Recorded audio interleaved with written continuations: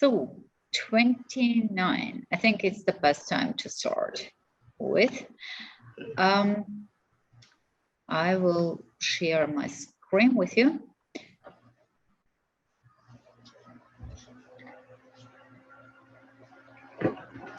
Okay, so everybody, welcome back to our session number 4, and we have called it Sustainable Cities, Low Carbon Urban Mobility and Logistics Systems. We have been carrying out some very interesting topics when it came to urban logistics and freight systems during our second lecture, and we had external guest speakers from WHO Otto Beisheim School of Management, Stefan Spindler, then for instance, and then we went through the very interesting future foresights with Frauke Heistermann, who has told us how attractive the logistics sector should be, especially for the young careers, and what are the future foresights into this sector. That was really very inspiring. I hope not only for me, but for you as well. Then we had basically the next session, which was dealing with business innovation and business models. I have started the talk about what are in general the business models, and then we went through into some theories on business model innovations, and especially when it comes to sustainability. What are the sustainable business models, their cases? And then during the last session, beyond this theoretical background and concepts, I have given you some hands-on tools like Business Model Canvas, and I hope very much that you will be using this tool for developing your own ideas to present us on 10th of December. Then we had also some external speakers during the last session, and we had basically dealt with a startup incubator, Business Metropolitan Ruhr. Frank SPaCiH has told about the initiatives we are doing here in our region, how we can transform the region based on new kind of entrepreneurial spirit and new startups, why we should become so attractive as a region, and what can we learn from the other regions like Tel Aviv or Toronto, Berlin? What are the key attractive factors for our region as well? Then we had 2 very interesting startups. The first one was dealing with Luke Basecamp, who has integrated or developed very, to my mind, very interesting business model, and as a scanner to scan the damages of the transporters. And we have seen that actually only through this psychological effect that the driver knows at the end of the day he has to drive through this scanner, it reduced the entire damage of the logistics sector or costs of damages by 40%, which is a huge reduction of the cost. And this business model is actually being fulfilled by Amazon in the Essen Center, and it works really well. Then we had another startup who is dealing with park management system, and they have introduced a very interesting tool to see a kind of a real-time free parking space. The basic idea is to reduce the traffic which is searching for parking systems. That was last time, and now we are going for our next session, which is going to be very interesting, like the others as well. But today somehow I'm even more delighted to have you as guest speakers here with us. So what is our program for today?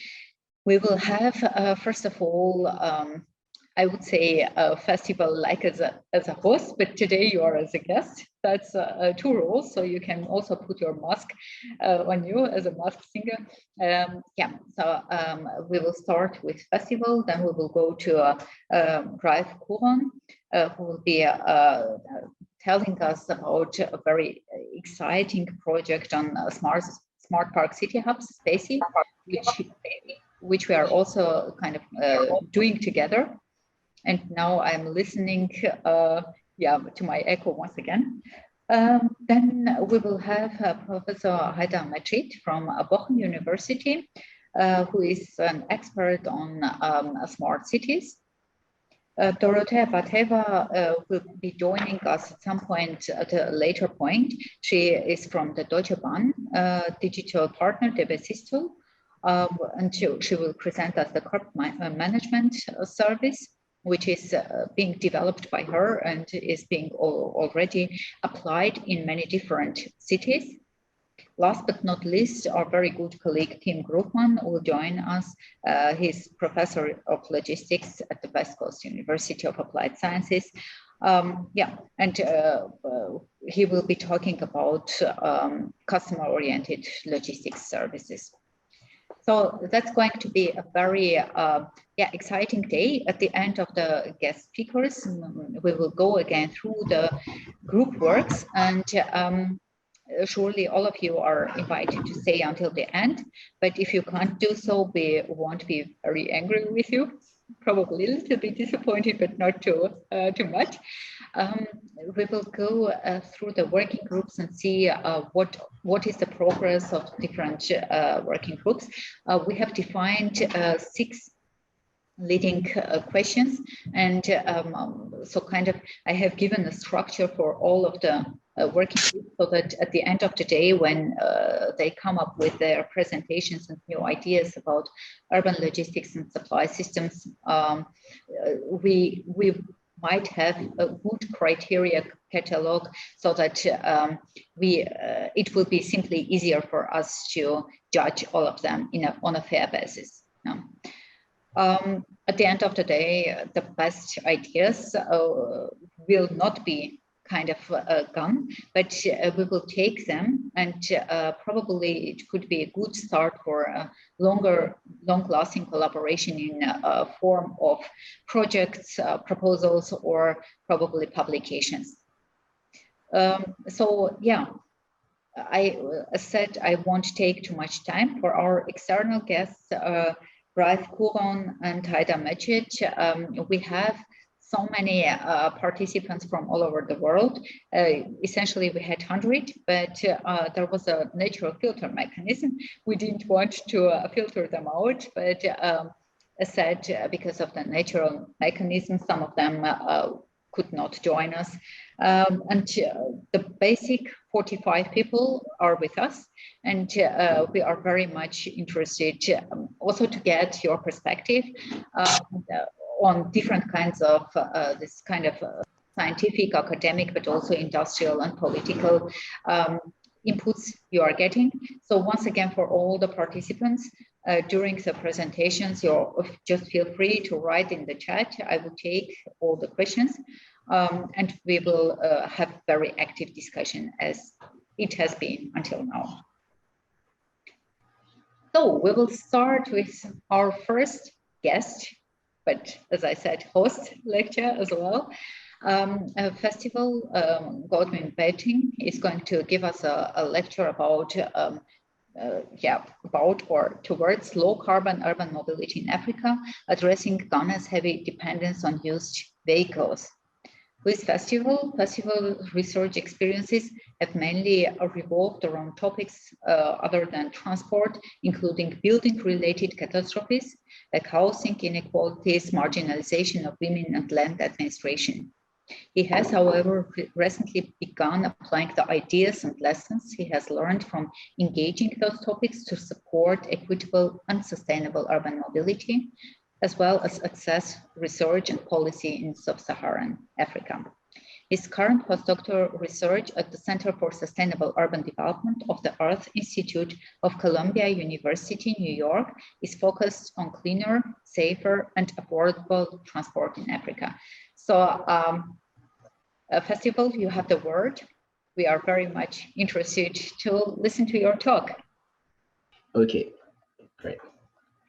We're going to talk about used vehicles and their impact on carbon emissions in the context of Africa. We're talking about vehicles that someone else has used and then they sell it to other people to also use it. Okay. A lot of such vehicles are exported or imported to Africa and other parts of low and middle income parts of the world, from advanced capitalist countries, US, Europe, Japan, and all that. And these vehicles are very, very important because they support mobility in those parts of the world. But then they also create problems because they are often fuel inefficient, and therefore contribute to carbon emission, high carbon emission, and air pollution. And they tend to also create other public health problems. Our focus is on low carbon emission, but there are also other issues. For instance, because they are prone to malfunctioning, they tend to involve themselves in road traffic crashes, which leads to a lot of problems. So what many countries in Africa do is that they try to impose bans and penalties on the importation of such vehicles. And the idea here is that if you reduce the number of such vehicles coming into your country, then you are reducing the pollution, environmental problems, and the other public health problems that come with them. The challenge is that even though such interventions, the bans and the penalties that are placed on their importation tend to reduce the number of used vehicle imports, they really lead to sustained public health benefits in terms of reducing road traffic crashes, air pollution, and also shifting public towards the use of less polluting eco-friendly options. What we will do today is try to consider the case of Ghana, which is where I come from, and also one of the biggest destinations of used vehicles in West Africa, and try to think about what better interventions we can develop to deal with used vehicle dependency in Africa, aside from just imposing bans and penalties on their importation, which obviously as we would show doesn't work. We could use all the comments you have to develop. It's a paper I'm working with Dr. Jackie Klopp. She should have been part of the teaching team, but she couldn't be here. For which reason Annie has had to do the whole job. Sorry, Annie. And so we could use all the comments you have to further develop the paper. All right. Now let's look at some numbers. All right. Some 14 million used cars and vans and minibuses were exported from Europe, US, Japan between 2015 and 2018 to low and middle income countries. The majority of them went to low and middle income countries, 80%. And more than half of the 80% ended up in Africa, according to the records of the United Nations Environment Programme. And as we said earlier on, these vehicles are very, very important because they support mobility. They are used as public transport, and also they are used, as personal, vehicles. So they are very, very important to the economy of the receiving countries. But then they also create, some problems. We talked about, climate issues, because they are often, fuel inefficient. They contribute to high carbon emission, and also in turn contribute to air pollution, which kills some 600,000 people per year, according to the United Nations Environmental Programme. And as we said, the problem is not just about pollution; it's also about road traffic crashes, because they malfunction easily. They tend to involve themselves a lot in crashes. Currently, road fatality rate in Africa stands at some 26.6 deaths per 100,000 people. That is nearly 3 times the rate of Europe. And Africa is actually low in terms of motorization rates. So used vehicles are important, but then they also create problems, environmental and other public health problems. So for these reasons, What governments in Africa often tend to do is that they try to impose bans on their importation. And as you can see, this is just a couple of news reports on various countries in Africa placing bans on their importations. So if you want to bring them into the country, so the idea, for instance, in Ghana, they say you cannot bring a car that is older than 10 years, any car that is older than 10 years into the country. And if it's 10 years or less and you want to bring it, you pay a lot of taxes on it. The idea here is to disincentivize people from exporting or importing such vehicles into the country, with the effect that it would also bring down the pollution problems, the crash problems, and also probably shift public demand towards new, less polluting, eco-friendly ones. But the problem is these interventions often work. Okay, officially, and I'm putting officially in quotation marks because we would come back to that point. The official records show that when such bans are placed on their importation, they reduce the number of used car imports. For instance, in Ghana, back in 1998 and 2002, they placed bans on the importation of such cars. The evidence suggests that the policy led to a very sharp reduction in overall vehicle importation. And since 90% of all vehicle imports to Ghana are used vehicles, you can argue that it's led to a reduction in the importation of used vehicles, from 15.35% in 1998 to 5% in 2003. The reduction is very, very significant. And when the interventions were lifted, there was a sharp rise in the rate of vehicle importation, registration, and as we said, the majority of them are used vehicles. So we can safely argue that it's the lifting of the intervention led to the importation of more and more used vehicles into the country. But then, when you have reduction in the number of used vehicle imports, does that also lead to increased public health gains in terms of reducing pollution, in terms of reducing traffic crashes, in terms of shifting public consumption towards less polluting, eco-friendly ones? Well, not really. Suleimana, one study in 2012 tried to examine how the ban on used vehicles in 1998 and 2002 in Ghana impacted on air pollution, and they did not see any evidence that it led to reduction in air pollution in the country. And if you also look at the table here,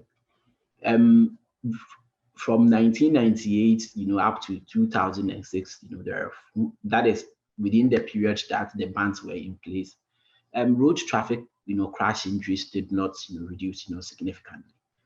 And there is a recent analysis by, Ayeto and his friends. They've shown that, if you impose bans and penalties on used vehicles import in Africa, not just in Ghana, it does not lead to a commensurate increase in new vehicle purchase in the continent. So you have this contradiction.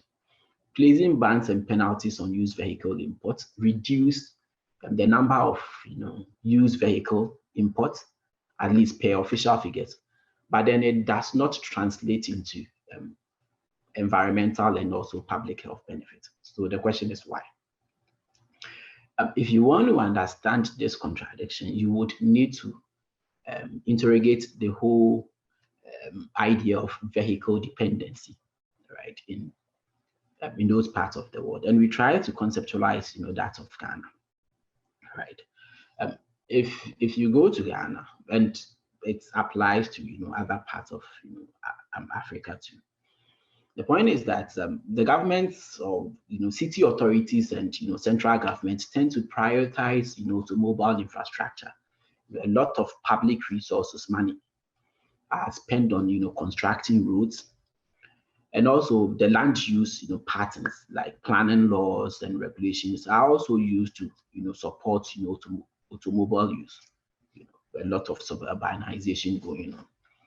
And so by prioritizing, automobile infrastructure and also applying your land use patterns and also planning regulations to support automobile use, there is inadequate focus on other modes of transport. For instance, the railway transport or non-motorized, forms of transport, bicycling, walking, and other forms of, in transport in the country. Now, and the public transport sector also does not work. So the combined, implications of, all this is that you encourage automobile consumption culture. And so many people are incentivized or forced to use vehicle, which means that then you've entrenched motorized, transport dependency. 95% of all mobility or trips in Ghana are by, road, and you have to use, cars because you don't have, other means of transport in the country. And so it's in the context of this entrenched motorized, transport dependency, and also weak regulation of, vehicle emission. The standards are low; they are less enforced. People also don't have, a lot of money, low levels of income to buy new cars because they are more expensive compared to the, used vehicles. And you also don't produce a lot of vehicles locally. And it's also easy to fix, used vehicles. And so if you bring all these together, what happens is that you stimulate demand and supply of, used vehicles. So a lot of people would, demand that, and so it will lead to more. It leads to more, importation. If you take, if you frame the problem this way, it becomes easier to understand why, when bans and penalties are imposed on the importation of used vehicles, they do not lead to increased, public health benefits and, climate gains. The reason is simple. When you impose the bans and penalties on, used vehicle imports, what you do is that you just raise the regulatory standards higher. The bar for regulation is, raised higher. But that does not, do anything to consumption. People still have to depend on, vehicles because you've entrenched motorized transport dependency.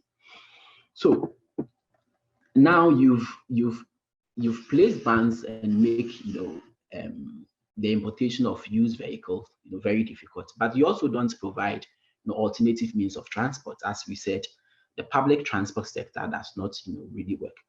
So what it does is that it's just, direct the consumption to, the black market. There is a lot of evidence for, corruption and also this idea of more vehicles being exported, on the blind side, of the government. The European Union argues that, some 4 million used vehicles, they call them unknown whereabouts vehicles, find their way into the global fleet of, vehicles. And of course, if you look at the dynamics of global vehicle exports, you are very sure that a lot of them are going to places, like Africa and Ghana. And so by sending the consumption to the black market, your data will tell you, official data will tell you that, okay, you are reducing used vehicle imports, but then you are not. You only do not, see what's happening. There is a lot of evidence, with custom officials, corrupt, custom officials in cahoots with, importers, manipulating vehicle details so they could escape, the imposed bans and penalties. And so that is why if the bans and the penalties don't actually lead to public health gains and all that. So the question is, what else could you do aside from just imposing bans and penalties to improve the situation or address this problem with used vehicle dependency? I think if you deal with the issues on our left-hand side, if you stop prioritizing automobile infrastructure, for instance, instead of using public resources to create more roads, you invest in public transport. A lot of people will shift from personal cars to private cars.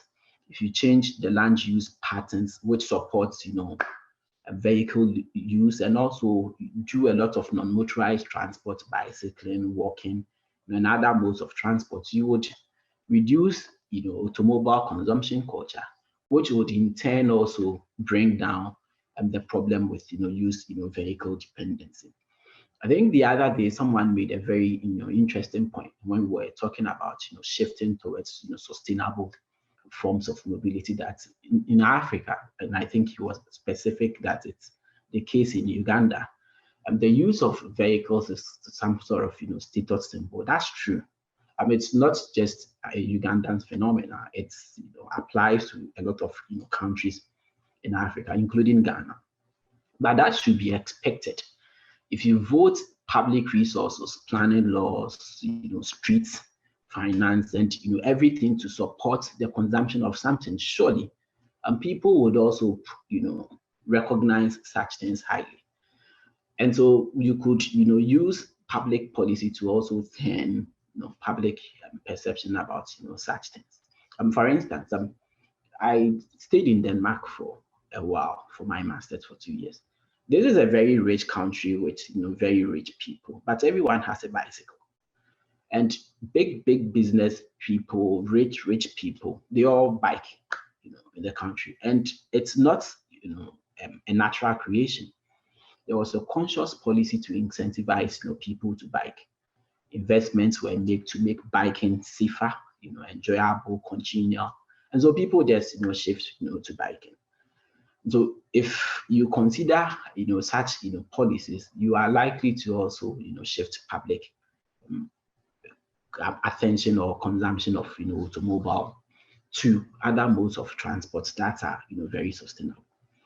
So I guess the point that, I'm making overall is that the problem with youth vehicle dependency in Africa needs to be tackled in the context of the broader problem of motorized transport dependency.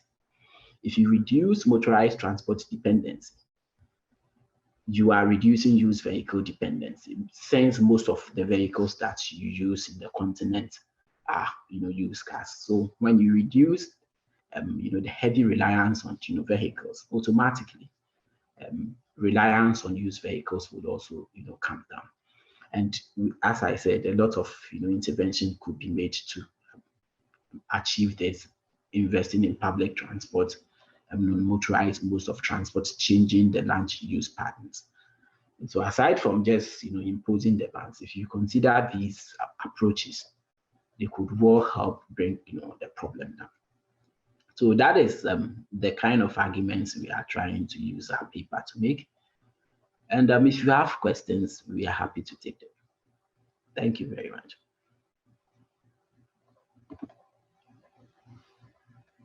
Thank you so much. Percival, I have indeed a question. What could you learn from New York case, and how you are implementing this general knowledge from Columbia University for the specific case?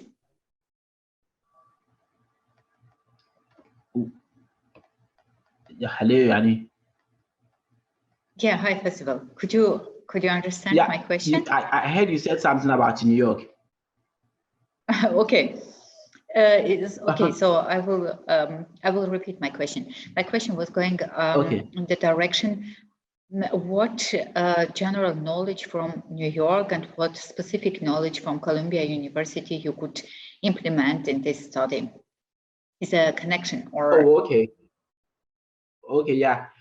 I think well, New Yorkers complain that the public transport is not great, but someone coming from Ghana, I think that they have options. I mean, you have buses running, you have metros, the subway, also running, and so I think this idea of investing in public transport is something that I think if it's replicated, in Africa and in other parts of the world that depend on youth vehicles, it could help reduce this idea of used vehicle dependency. And there is also some efforts towards promoting other non-motorized forms of transports also in New York. I've seen people trying to bring this idea of bicycling, which I mentioned the case of Denmark. So I think general investment in public transport and also non-motorized means of transport. These are some of the ideas that I think could be properly adapted and applied in the context of Ghana and other parts of Africa to bring down the problem with used vehicles. The question from Stefan Arthur is going in the same direction. He's asking about the key or basic problem of the public transportation in Africa, but probably worldwide in other developing countries. What could be the key problem? Well, my research, focus on driver behavior, a lot. There are lots of exploitation problems. I mean, okay, for instance, if you look at the Ghanaian context, for instance, so the public transport is run privately, right? People have their own cars, and they lease the cars to drivers to drive. Then the drivers will pay the car owners, some rent. But then the arrangements between them, the rents they pay to the car owners, they tend to be very exorbitant, which incentivize inappropriate driving practices with implications for crashes. Little investment is also spent on improving the vehicles. They are already used vehicles, worn out already, and then as they put them on the roads, they do not maintain them properly, and so there is not much interest in public transport in those parts of the world. And because it's for profit, a lot of people import the cars, put them on the roads. Then you saturate the roads, which is also causing traffic congestions and all that. So the public transport sector doesn't really exist properly speaking.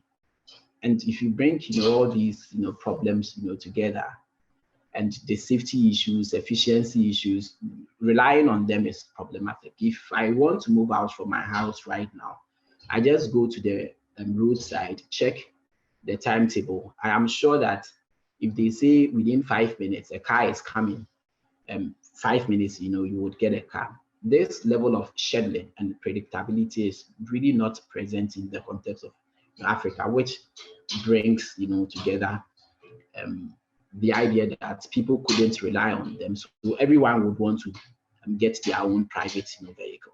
So it's a whole lot of problem, efficiency, safety, quality of vehicles, reliability, coming together, and that really undermines the public transport sector in Africa. Okay, thank you. Now, there is a hand from Moti. If we could make it short, please. Yeah, both question and answer, because we need to move further. Moti. Okay, thank you very much. Maybe my question, all African countries may be the same to this presentation relatively. Maybe my question is to minimize carbon urban mobility, African countries may be low impacts. Especially, maybe my question is for festivals to sustain natural resources in African countries, or to free natural resources to sustain natural resources in Africa, to make African countries the problem of carbon mobility, carbon urban mobility. What kinds of opportunity maybe we have? What kind of opportunities does Africa have in relation to other developed countries. This clear? I think the question is in the following way: what kind of opportunities are there to sustain the urban mobility or to transform it? Yeah, more of course, there are a lot of opportunities to sustain urban mobility. We were talking about investment in public transport. I mean, a lot of people don't use the public transport because you can't. We talk about reliability. We talked about safety issues. We talked about the quality of vehicles, and all that. And so, if proper investments were made in the public transport sector, it may go a long way to shift the heavy reliance on personal vehicles, and most of them are also used vehicles, and to support low carbon mobility in the continent. And there are opportunities to also change the planning regulations in ways that would support other modes of transport. If people could access the things that matter to their life within some 15-minute distance from their houses, it doesn't matter you are bicycling or you sit in a car. I think that would also reduce carbon emissions and reliance on vehicles generally. So there are a lot of opportunities in Africa to reduce carbon emissions. Yeah. Okay, thank you so much. First of all, we will cut down the discussion at this moment. There are some more questions, but all of you are here with us until the 10th of December. So you will be given the chance to discuss further.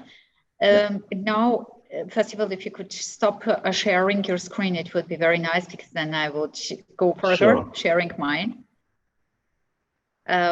Great, thank you.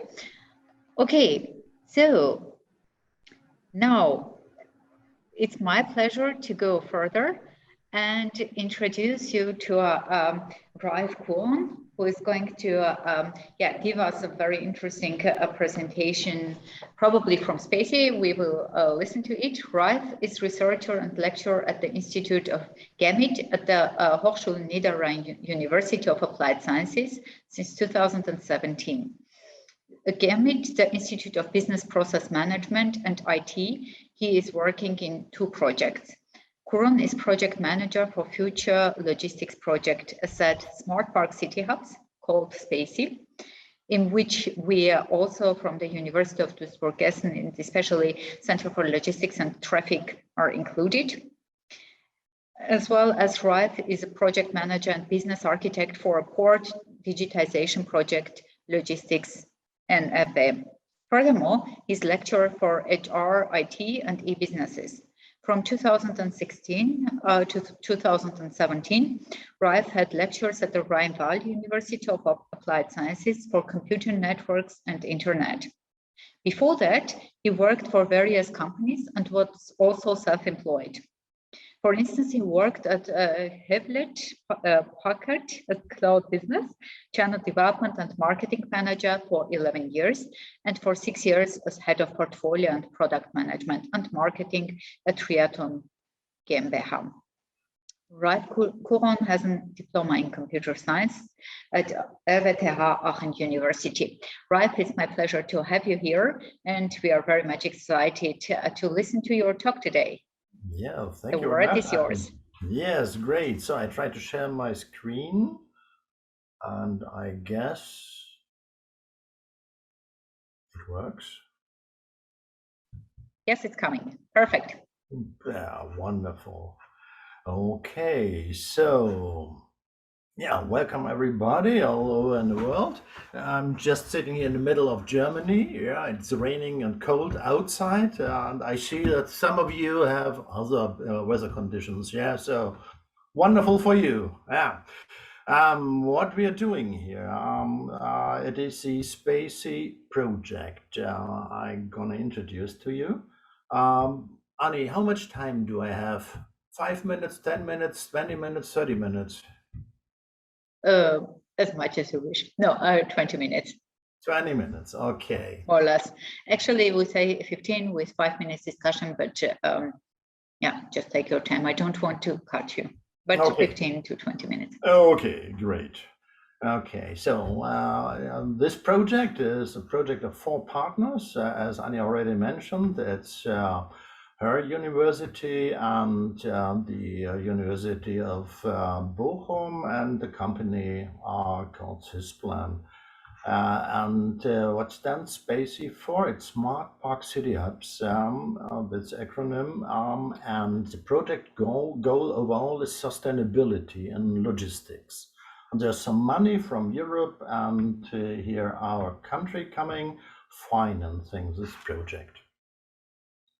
Okay, what's the problem we're addressing? As everybody knows, in traffic, there's much too much CO2 emissions. We have here congested cities with a flood of parcels, a lot of them coming from China, delivered by, and that's reality, non-cooperating deliverers, parcel deliverers here in Germany, and parallel. So much delivery costs here you can see in the cities. And there's a nice, interesting effect. We have inland ports, city ports, which are not used for urban supply, just for industrial supply, but not for urban supply, although they are near the cities. And we have empty trucks on the streets. It's about 40% of all truck trips, which only transport air, nothing else. So this could be a thing to improve. And we have much too many trucks on the roads. Alone in our little small country here, North Rhine-Westphalia, part of Germany, let's say 20% of Germany. If you calculate, there are trips below 300 kilometers, makes per year 2,000 million kilometers, and trips above those 300 kilometers, 4,000 million kilometers per year. So we have trains and ships, of course, but let's say around 80% of all those traffic transports are done with trucks, not with more eco-friendly systems like trains and ships. So a lot of improvement potential, as you can see, and we address this with our project. Our project looks like this. So we're gonna initially, we are looking about the initial situation. So that's what this problem statement is about, and a lot of numbers describing traffic. Then we do the development and the concepts and models, which are at the heart of the project. And we are discussing the application of the concepts with participating ports, where we try to match this concept and the theory we are developing with the reality, with the real reality, not to have such advanced concepts which has no relevance for practical applications. The output is a master plan and action guideline for the government, how to make it better in the future. And the connection point to the reality is done with innovation labs, where we invite people, companies, cities, harbors, and so on, and discuss our concepts with them. Okay. So that's the playground with we are in with our project, and it's end to end.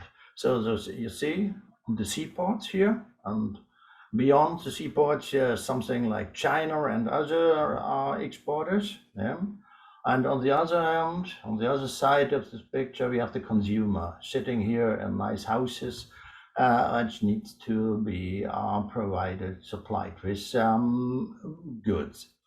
And everything in between, we are addressing in our project. So the connection, the traffic connection from seaports to our country here, to North Rhine-Westphalia, the modes of transport, be it trains or ships or trucks, We look at the cities and micro hubs and city logistics and how to get goods from the hubs down to the consumer.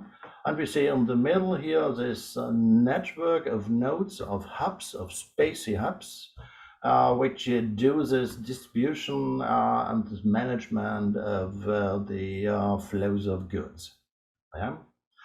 The overall rule is transports should be used or ships and trains should be used as far as possible down the line here to the consumer, and only for the last miles, trucks or other means of transport should be used. So eco-friendly backbone, logistical backbone. And only for the near distances, the usage of trucks and other means of transportation to get it down into the cities. Okay, and that's a real world view. There's a city, there's a port near the city. We have trains here, we have here bicycles, and we have trucks. Just to show you that there's a real interpretation of all the things we are discussing. Okay, project goals. We are dealing with urban supply, with circular urban supply. Our goal is sustainable city logistics. Resilience is a topic. We have the smart park approach, where the cooperations platform of players in logistics and industry are brought together for synergies. We are addressing not only logistics, but only value creation, so industry parts. In logistics, especially bundling, to bring freights together to fill up trucks and other means of transport full, and to have not those air transports. We're using sustainable energies and energy autonomy and those smart park city hubs. And all those hubs are connected in a country network, where again the cooperations platform is a means of cooperation and synergy, and this connection to the seaports and multimodal transports. So there's a map of Northern Australia, where you see those triangles, which represent those smart park city hubs or spaces.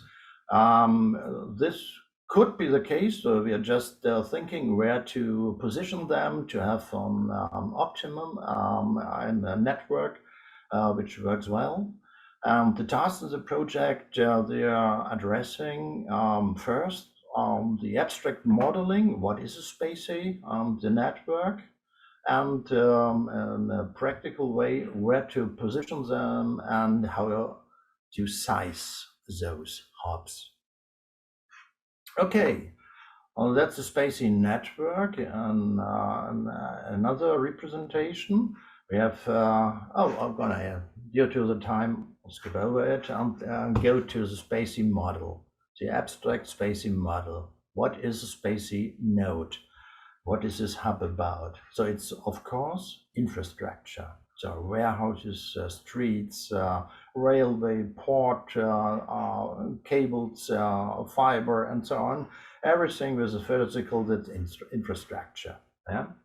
Then there are services on this infrastructure running, like cleansing security service, utilities, internet, traffic management, and so on, to make this infrastructure work well. On top, for such a hub, there's a SPaCiH management, which takes care of those infrastructure services, organizes them, and the infrastructure. And those three components, those are the platform, or let's say the platform for the companies residing inside those hubs. The companies are production companies, are logistical companies, and other cross-service companies like maintenance, condition monitoring, IT, catering service, and so on. So the task of the SPaCiH management is to provide the infrastructure and for the companies and enable them to work together and How to enable this is the cooperations platform as an IT tool to bring them together and to enable cooperation or collaboration. That's the central part of everything here.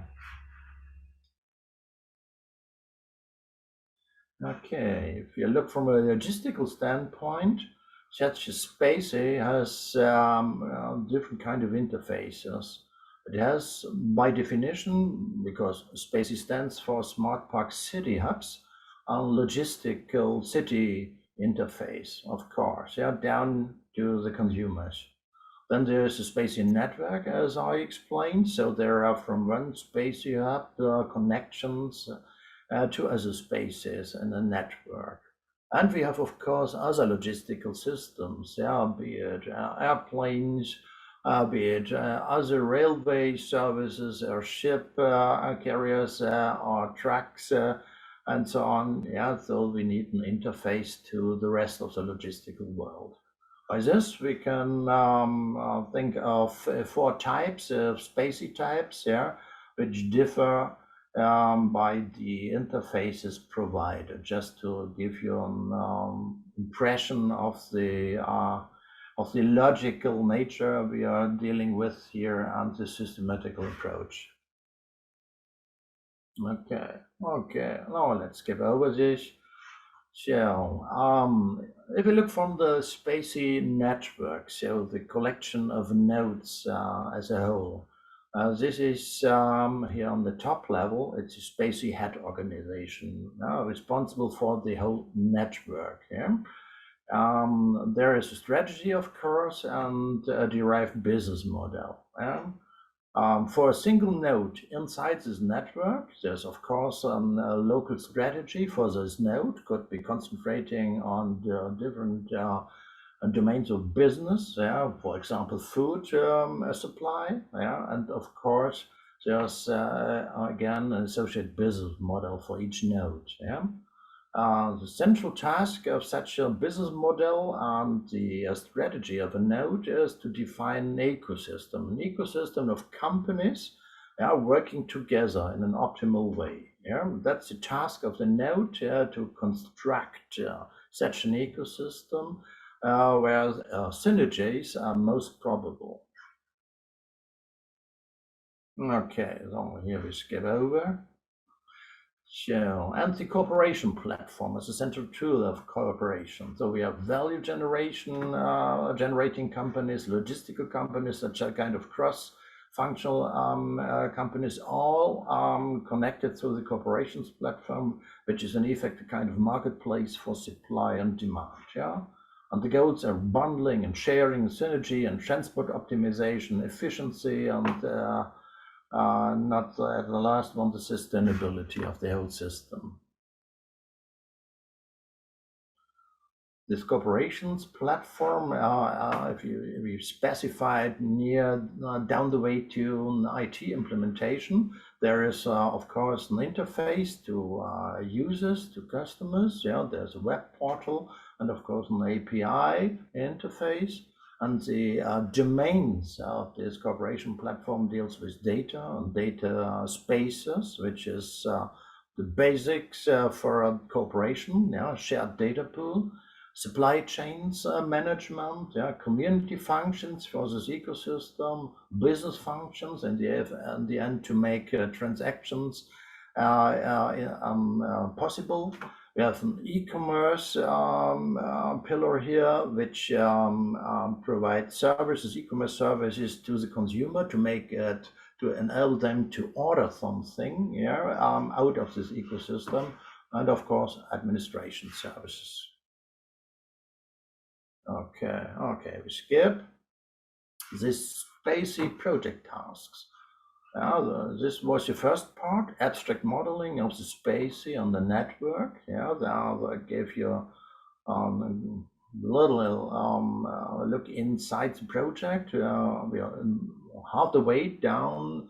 It is end of 22 when the project will be finalized. So we have just 1 year left, which is still a lot. Yeah, there's a lot of work in front of us, but I guess this time will be sufficient, yeah, for this modeling tasks and concept tasks. So this is the first one, this abstract modeling. Yeah. Second part of the task is the concrete plan, where to position exactly those spaces and how to size those spaces. Yeah. This is a logistical infrastructure in the country. And what is needed to do this? Of course, data. So we're going to analyze the real flows of goods in Germany, yeah, to understand the complete picture.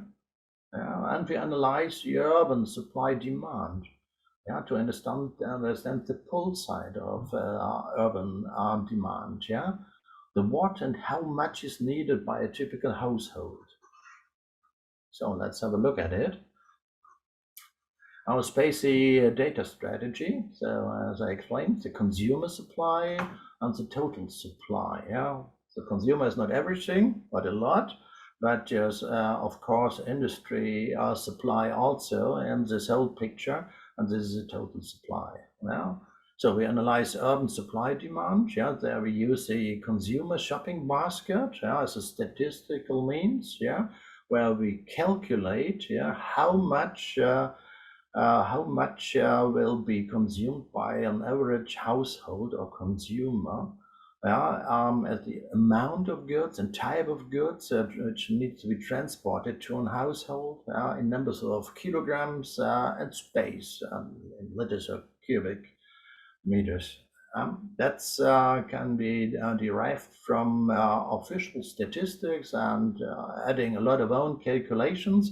Then we have this complete supply stream down to the cities, yeah, which need to be covered somehow, yeah. And this numbers are the base for so-called scenario for 100% consumer supply through the SPaCiH network, yeah, where we can say, okay, we need so many spaces at that point, ideally in the neighborhood of the cities, yeah, the capacity of those spaces, the capacity of the backbone in the country, and the capacity of the transport means to enable all this. Yeah. On the other side, this is only the consumer supply side, this is the total supply side. Yeah. And there we have a nice data source, yeah, which is called the Verflechtungsmatrix in German. The matrix which shows the total flow of goods in Germany, yeah, which is a very nice tool to understand what is transported how in Germany. Yeah, and again, the same procedure as before. We have, based on this data, we can calculate the number of hubs needed, and so on, and the position to cover this advanced scenario. So this matrix I'm talking about, yeah. So we have here our nice country, Germany, yeah, and a lot of cells, yeah. You can see which are marked here in this map, yeah. All those cells, yeah, which are a lot, hundreds of cells, traffic cells, yeah. We have a data set which describes, here's the data structure of this data set with more than 3 million records, yeah, which describes exactly from each cell here to each other cell in Germany, yeah, the carrier type, be it a train or truck or a ship, the goods type, which types of goods are transported, the traffic type, and the tons and kilometers which occur there. Yeah, so you can imagine it's a huge map with a lot of numbers. Yeah, which gives you a complete picture of all the transports in Germany. Yeah, well, nice data set you can analyze. Okay. This is on the NST 2007, where in a worldwide standard, types of goods are, and this is just a snapshot here for some divisions of those classification. You see here basic metals, fabricated machinery, other non-metallic, and so on. Yeah. So all the types of goods you can imagine in a worldwide context are described here and structured here. And that's what's used in this matrix. What we want to understand is this picture here. So here we have our participating cities and harbors. Yeah, it's Krefeld and Wesel. Yeah, so two ports or cities. Yeah, and we want to understand the complete traffic. Yeah, happening here inside the city, between the city and its region. Yeah, between the city and its port, between the region and its port. Between the seaports and here the cities and the region, seaports to the country, and so on. Yeah, and you will see here this Chinese flag. Yeah, we have here a terminal point of the Silk Road in Duisburg, and also besides those seaports, yeah, there's containers coming to Germany. Understanding this complete picture, this enables us to do our modeling and our concepts. And this is an example what comes out for one city, Krefeld, in this picture here per anno. So we can say top 3 goods are coming into Krefeld here as chemicals, earth and stones, with the amount in tons. And waste and secondary materials, which means of transport are used, which tons are on this means of transport, and there's happening something in Krefeld and at this location. There's usage, of course, there's processing, further processing. There's also primary production at this point out of the Krefeld goods and materials are exported, and transshipment is also happening here. So, and we know exactly what's coming out here, which carriers, and which types of goods. In this case here, it's identical, the top 3 types of goods, but the amounts are somewhat different. This we're going to do for different locations to understand what's happening there based on the matrix I introduced to you. Okay, right. Oh, perfect. That's 20 minutes. Yes, thank you so much, Ralph, for very interesting. One of our baby projects.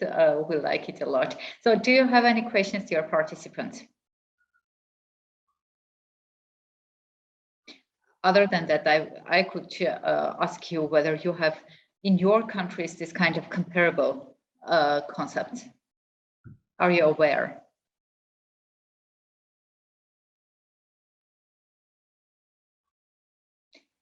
Great presentation. Yeah, a lot of stuff I presented. I see in the chat the question. Oh yeah, that's coming. What's the core difference between SPaCiH concept from an intermodal logistics center platform?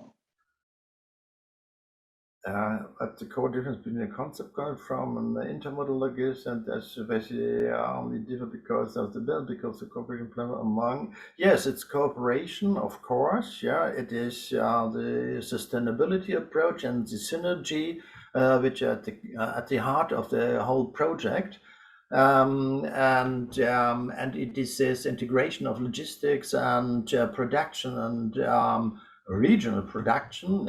So it's not only about transporting goods from China efficiently to the households, it's also all about regional production, and to get it integrated in this picture, and to enable this local circular flows. Although, as you know, the best logistics is if you don't need it, because everything is at your front door, available directly. You go by foot 10 meters and everything available. This would be the best case, but not everywhere realizable. And to bring it all together, so the pieces are well known. This cooperation platform is only available in subdomains, yeah, to coordinate track traffic and so on, and loads and so on. Yes, this is available, yeah, but this is completely separated from ship transports and train transports. The access to such logistical systems is really not easy, at least in Germany, yeah. So there's not one order interface, yeah, where you can really without any problem order what you want. It's a lot of information, knowledge, and connections necessary, and in the end, track is the most flexible and easiest system. Yeah, that's the reason why it's so heavily used. Yeah, but from an ecological standpoint, not necessarily the best. Yeah.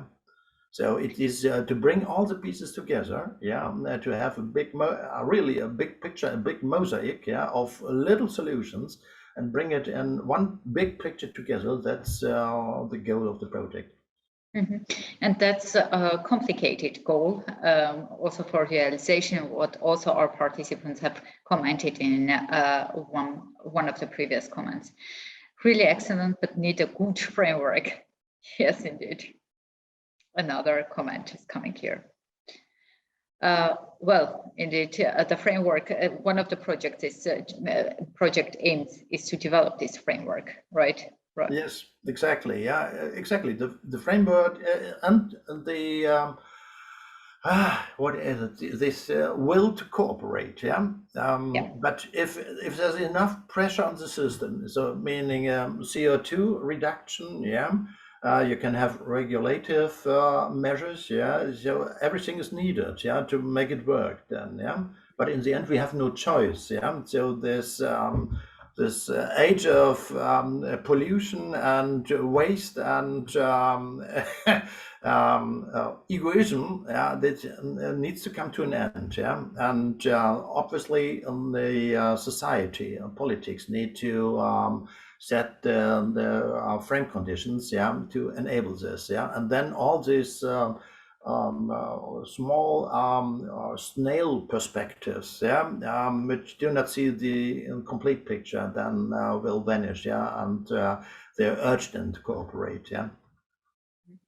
Thank you so much, Ralph. When it's to be implemented, or it's already in implementing? That is the last question we will take. The implementation question. What's the implementation? Whether it's going to be implemented and when.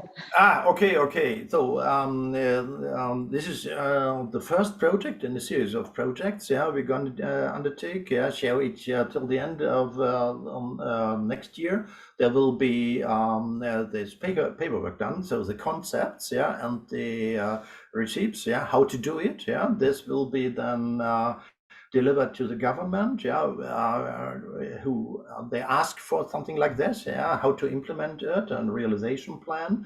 And based on this, hopefully the following projects address implementation then, yeah.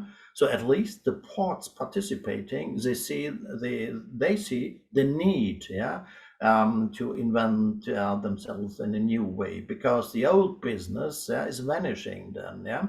And having this idea that ports can have a major role in urban supply, yeah, which is currently, as I said, not the case. Then, yeah, this is those are the driving forces. Yeah, so there are players, yeah, in this field, yeah, which have essential interest, yeah, to do it. That's the reason why they're in the project, yeah, to do the things in a new way. And the others, yeah, they need a little bit of pressure, yeah, and how to do it, that will be very interesting. So I will be glad in a year or two to show you the success of the project or my complete disappointment, yeah. Thank you so much, Ralph. We won't get disappointed. So we go on with our next guest speaker, and it's going to be Professor Haydar Mecit. The title is Realizing Sustainable Smart Cities with IT Platforms and Real-World Labs. Who is Professor Mecit? In 2009, the Bochum University of Applied Sciences has appointed Germany's first professor for e-mobility. And you can know who that person might be.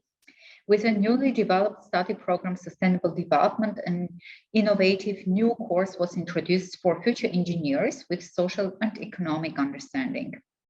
The endowed professorship for urban energy and mobility solutions of SPaCiH is another Germany's first that again underlines the priority of sustainability action. SPaCiH has 13 years experience in e-mobility, transport, energy and infrastructure, working in international enterprises as research and development, innovation or sales strategy expert. During his studies and business work, he lived in the USA and Japan. Since 2019, he is pursuing smart city R&D at his university. Here, he is focusing on integrating IoT sensors and open source IT platforms for smart energy and mobility use cases, developing solutions in real-world living labs in an interdisciplinary and multi-sectoral base. Aita is an alumnus of Fraunhofer Research and Development Society, the German Academic Scholarship Foundation, and the German government advising think tank Stiftung Neue Verantwortung. Mr. SPaCiH, it's our pleasure to have you here, and please take the stage. It's all yours. Yeah, thank you. Thank you for the nice introduction and the brief introduction. Hello to everybody from Germany. And yeah, let's just start, and I hope I get that Zoom doing the right thing. And if you should see now a Star Wars game, that should be wrong. If you see my screen, that should be right. So let's see. I tried to put that over on my main. So how many people do we have now? Right now? Right now we have 35. Okay, great. In total, yeah. Okay. So let's get into presentation mode, and yeah. So what we're gonna cover today, I would like to introduce to you why we need sustainable cities. So what's the need for it? And then we will go on, and I would like to show you the challenges that cities face now and in future.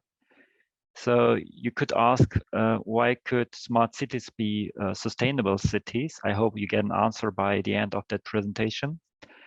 And then furthermore, how do sustainable smart cities and so-called real-world labs, so these are for us as researchers in the living surrounding labs that we want to analyze, and how could they look like?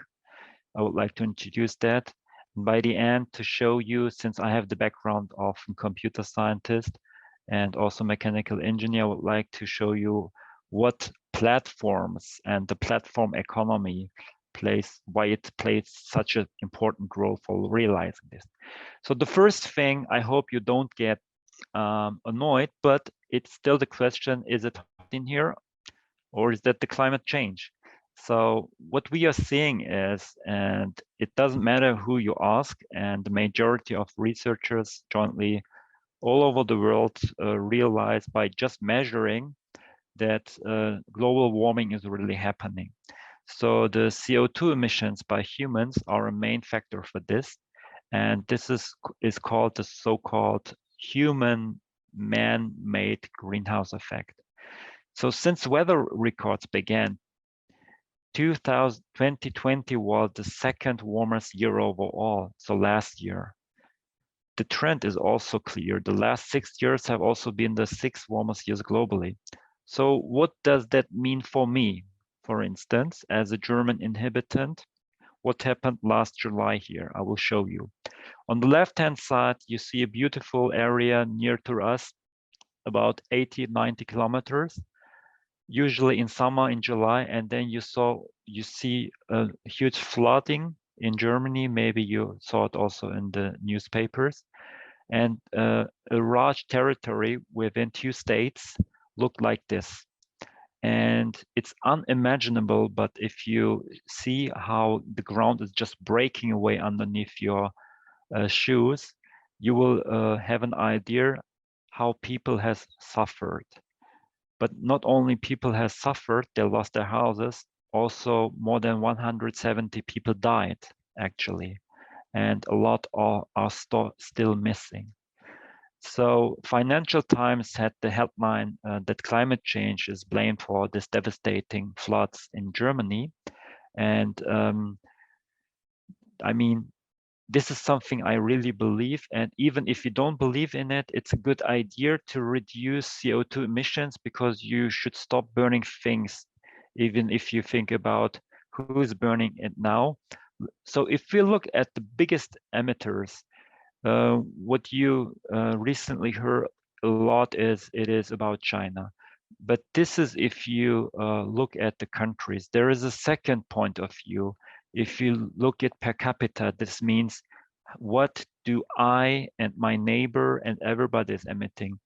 And this has to do something with the way of our living, what car we are driving, how do we travel to work, how do we travel to some nice islands, do we do that or not?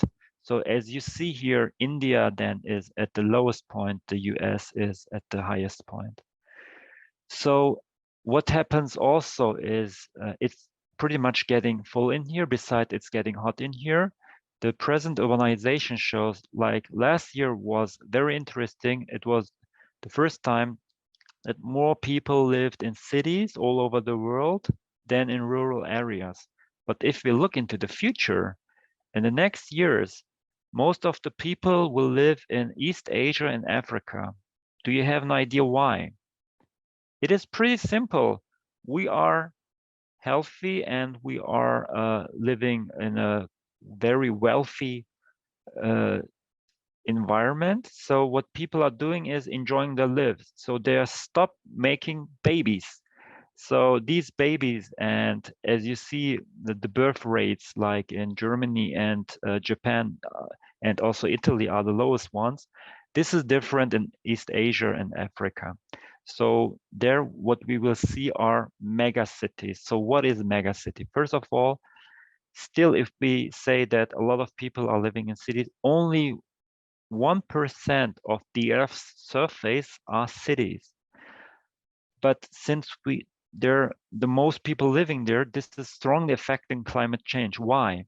Because 75% of world's energy is consumed in cities, and they emit 80% of greenhouse gases. So we see that cities are problematic, and cities should also be the place for solution. So what can we do? I think that cities should be considered as the brains of our economic system. So cities should also be places of creativity and joint development efforts.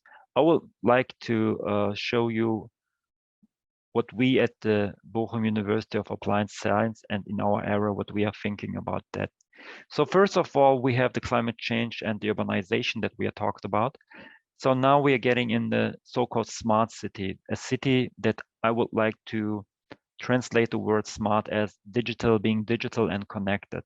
So the development of novel, innovative IoT, this means Internet of Things technologies and IT platforms related to information community technologies will increase the efficiency. That's what I'm believing. But for further development of cities, it is really important to have a look on the structural infrastructure of the cities, of the measures, and how the digital infrastructures are. We're in Germany, but this is not a point that we can have a glance on it. So it is a way to get an optimization. So why are people asking for smart city? If you ask yourself, what is it about? I would like to point you to the technology trends and the city administration. So city administrations means municipal authorities. You lost your driving license or you got a new one, you go there. You get a baby, so you go there. You want to build up your own house, you go to the city administration. So the people looking for all the things in the city I will introduce. First of all, the technology trends. One major thing is the Internet of Things. The very, very simple example is your fridge. In former times, a fridge, it was cooling down my beer, everything fine. Now the fridge starts to be connected to the internet. The thing goes into the internet and it tells me you're running out of beer.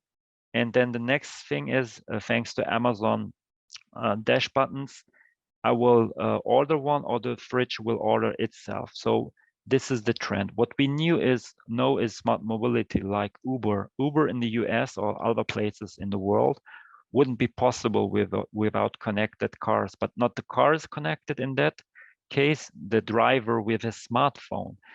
And underneath there is the so-called platform for Uber, where your smartphone is connected and you start looking for a driver. So the same thing we are seeing in smart energy, but that's not so popular to have renewable energies. I will talk about that later. And as you know, what are they doing with our data? Amazon, Facebook, Google, or Apple, they're using big data algorithms to take some advantages out of the data. I will also talk about that later, what that does mean also if you use artificial intelligence. So this is now a lot of bingo words. This is a lot. And then you have your municipal authorities who is looking after the infrastructure, the facility management, the traffic, the wastewater. And I don't know how it is in the rest of the world, but I tried to get a new driving license because my sister who's living in Scotland lost it. And it took me 6 months. It took me 6 months because nothing was digitized. And municipal authorities within the European Union, UK is not there anymore, but still they're not connected. And the driving license I got, it really took 2 days, but it took 6 months to inform the municipal authorities who only knew fax and emails they don't check. So I'm used to get things fast. So this could be considered a technology push. And what is lacking is a public market tool. So the municipal authorities are doing that, but the inhabitants, you and me, we ask for it. So researchers start with a definition. So there are plenty ones. Let's talk about what we as my researcher think. We would like to use smart cities to protect the natural environment, resources. We want to ensure the quality of life, like the high standard that we have, but also promoting social and technological development in new cities, in rural areas. We want to ensure the competitiveness of the economic development for our present and future generations and mankind. So we believe that the facilitation of digitization, and I call it connectedness in a city, is contributing to these goals. One thing is ICT, information and communication technology, and the IoT approach. Think about the fridge who is talking to you, the Internet of Things, because various things will get into the internet, and once you derive the information and the data, you can benefit. So I would like to give you 3 examples. You could later on click on these links. So you see here in the left-hand side Vienna in Europe, you see in the middle Singapore and also Barcelona. They have pretty much a lot of cool smart city projects, but as you see also with the pictures, they are looking different. So you start asking what do they have in common and what differs them, and what can you learn from them? Is there a jointly usable approach? For instance, like for use cases, you want to have more sustainability in, like the public transport, mobility, and the energy supply. So I would like to introduce you what we are doing in Herne. This is a small city in Germany. And I can tell you that this is a city in Europe. So we'll fly to Europe here. Then here you see Germany. And then we are going to the left of Germany, the western part. So the western part, this is its own state that Professor Kuron talked about, and I am living here. I'm just talking to you from this point in the so-called Ruhr area. This area was famous for coal mining and steel making. So that's the reason why the cities here look like this. And we now fly into Herne, and you see what you first see is what you don't see many trees. So you see a lot of dense built houses, people, and also streets. And there is also, like, here would be some businesses. And then you see here an ellipse I would like to talk about. Does anyone have an idea what this bluish thing is? These are solar cells or PV, photovoltaic cells, for generative energy generation. And also you have here 7 houses with their own solar cells, their own PV power plant for generating electricity. So this ellipse, and in it, that building was in the 90s the world's largest rooftop PV installation. I didn't knew that, although I lived all my life here in this area, but it was in the front of my nose. And this was a former coal mine area, and it didn't look that nice. So 30 years after that, they built up this building to show how a building could be intelligently steered and also have a nice and inviting inside. So it is here as a colleague who is explaining to the people, the solar cells, how you can utilize energy, not burning fossil fuels. Then I told you about these 7 houses. These are so-called prosumer homes. So prosumer homes are homes generating their own, producing their own electricity for privately owned consumers, prosumers. And what we did is, for IoT, Internet of Things, we installed these. On the top right, you see a weather station that is connected to the internet. And it measures the temperature and humidity. That's fine. But what's interesting is the sunshine. You got an idea why? Because if the sun is shining, the PV is generating energy. And the rainfall, because also prior to this, you heard that it's pretty cold in Germany right now. And if you have rainfall and the degree is falling underneath 0 degrees Celsius, you get ice. So this is interesting for mobility. We had first 2 locations, but now we have up to 11 locations where we installed in a dense network these weather stations. And our goal is to have all above the city about 60 weather stations near to so-called prosumer homes that generate their own electricity. And here on the right-hand side, you see a car, also to charge your own electric car. To be more independent, from the left-hand side, this is the sign for the icon for having electricity from the grid that is in our state more heavily based on coal.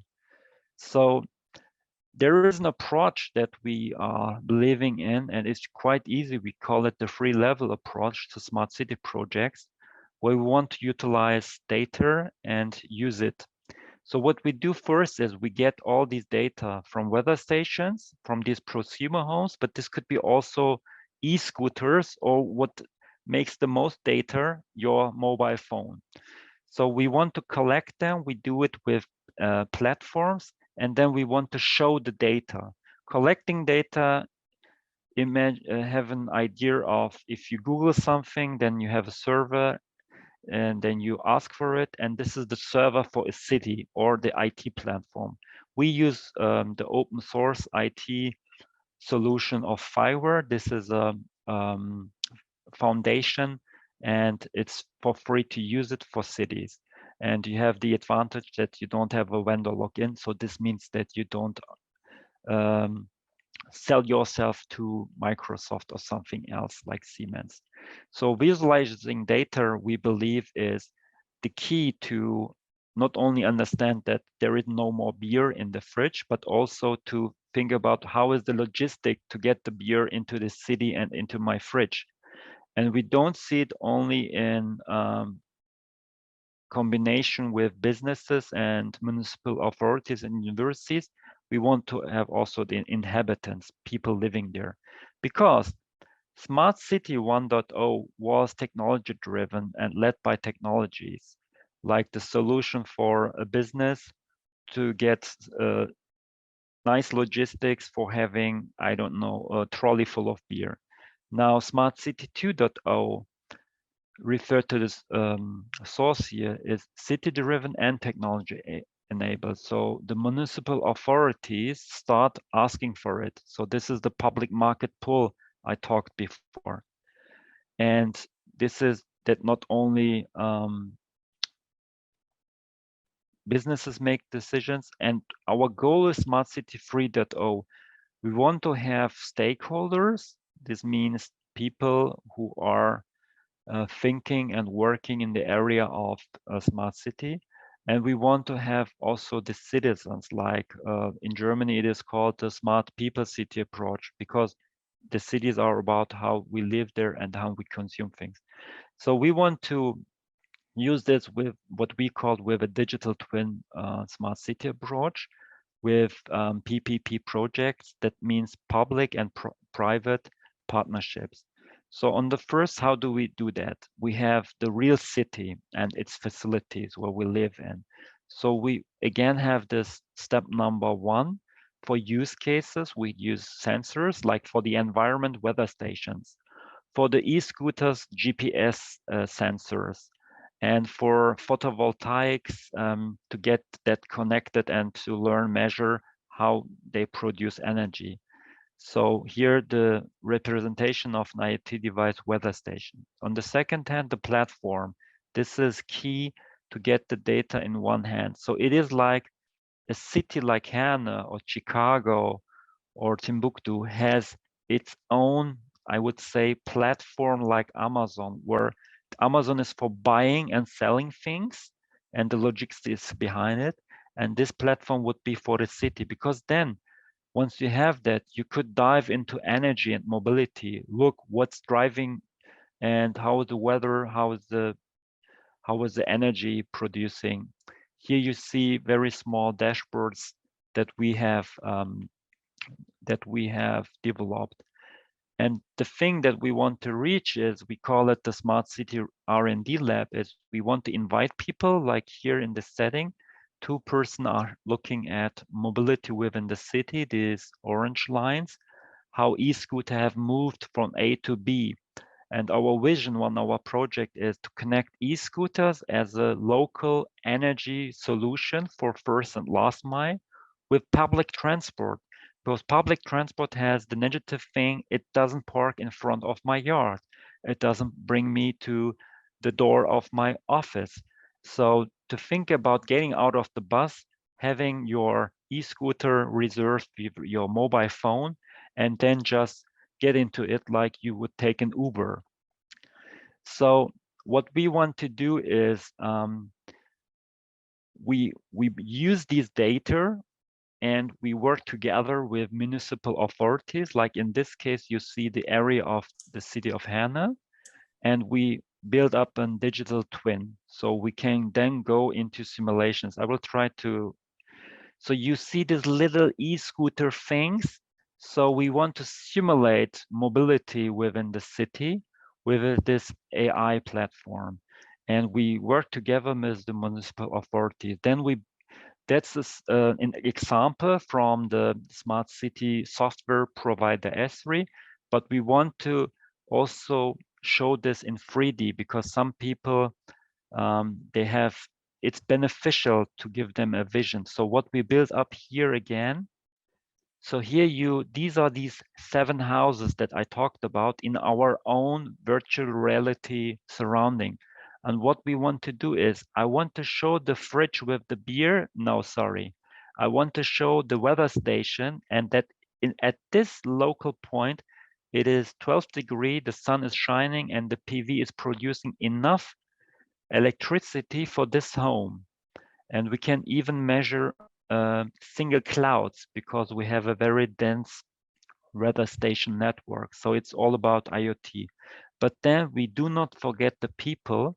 We want to invite the people to imagine what this data is capable of. On the top hand right side, you see again about these houses. Here they are printed in 3D. You hold an Apple iPad. and you see then the energy flows within this little houses. And this is representing the real-time data having there. Or you use VR glasses. This is not a good solution for everybody. Therefore, we use also the augmented reality, these iPad solutions. But with these, you can really travel through this 3D world. So again, you see that having these smart city approaches and underneath the IT platforms, digging into real world labs, this is an approach where I can say after 2 years of R&D, it's very fruitful, and I would invite you to further questions. Thank you so much, Professor Matrit. It was really very inspiring, especially with this tablet thing on the top right-hand side. I found it very interactive and very inspiring to play around in the Futurium Museum. Indeed, they had it exactly that way. So I liked the idea a lot.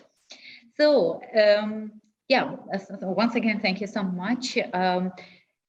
Dear participants, please, it's your time to ask questions. Amazing presentation from Erika coming. Interesting presentation, great informed presentation. So basically the comments are there. And we have the first question. In fact, the smart city is more effective because you can discover the problems at the moment and correct it at once, right? And this is possible using IoT and artificial intelligence in cooperation with everyone. All they use smartphone data and the interconnected urban systems. But the needs of all will attend the needs of each one. How to cope with the differences of particular interests and the social ones? Yeah, so as Professor Melkonyan introduced me, it was called the endowed professorship. So this means something like a scholarship. And Germany's first was that this city that we call our real world lab and its municipal authorities, in top the mayor of the city, has made this professorship possible about smart city. So I would answer that it is important. The key to the people is the mayor, because the mayor's first, he's in charge of that his people living in the city have a good living. So there are platforms, and I don't mean now IT platforms, but platforms of getting into discussions like the political democratic organizations within a city, where also not only professors, but also highly interested normal inhabitants could participate in our democracy. They are invited, like I was invited in such a, it's called a political branch, like about mobility. And then we are invited as R&Ds, and then people and also their representatives from the different political parties. They asked me, like, some people are fed up with the e-scooters that you have just started in the city, and how could that be solved? But we are then talking about, like, in this, I think you still see the picture, we have made some areas where you are not allowed to park. You are not allowed to park near to graveyards, near to rivers, near to hospital emergency rooms. So we invite people, go into the discussion, and I think this is the best way. Mm-hmm. Yes, thank you. Another question is going to the direction of wind power system. What do you think where to cater the wind power system in the future smart cities? I digged a lot into it when I was working for companies like utilities and mechanical engineering companies. Wind turbines is more for outside the cities. So wind turbines, if you have it in the city, they have to be smaller, but then they're less effective. So in Germany, maybe you heard about our approach that we want to be CO2 free for energy generation within the next years. We will use very strong wind turbines in the North Sea, and then having electricity lines to the south. But in the city, what you can really do, because you have a lot of rooftops, is solar. I believe in solar, and what we have here, what we will have is these houses have their own, I would say, power banks. There are batteries where the sunshine energy, I would say, is stored. And by night, if I come back home and want to charge my car or something else, then it is returned.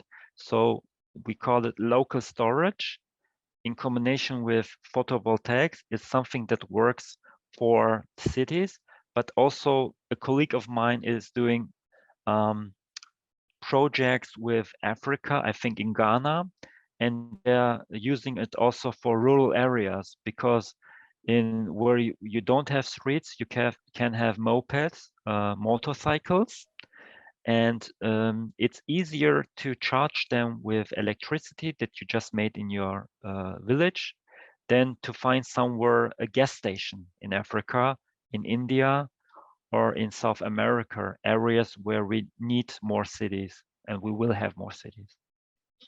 Professor Macic, very good comment on your previous comment or answer. And with that, we will close this one. We need a strong and effective democracy. Let's believe in our politicians. Yeah. That's a good thing. Yeah. Just very shortly, if you can comment to the very last question.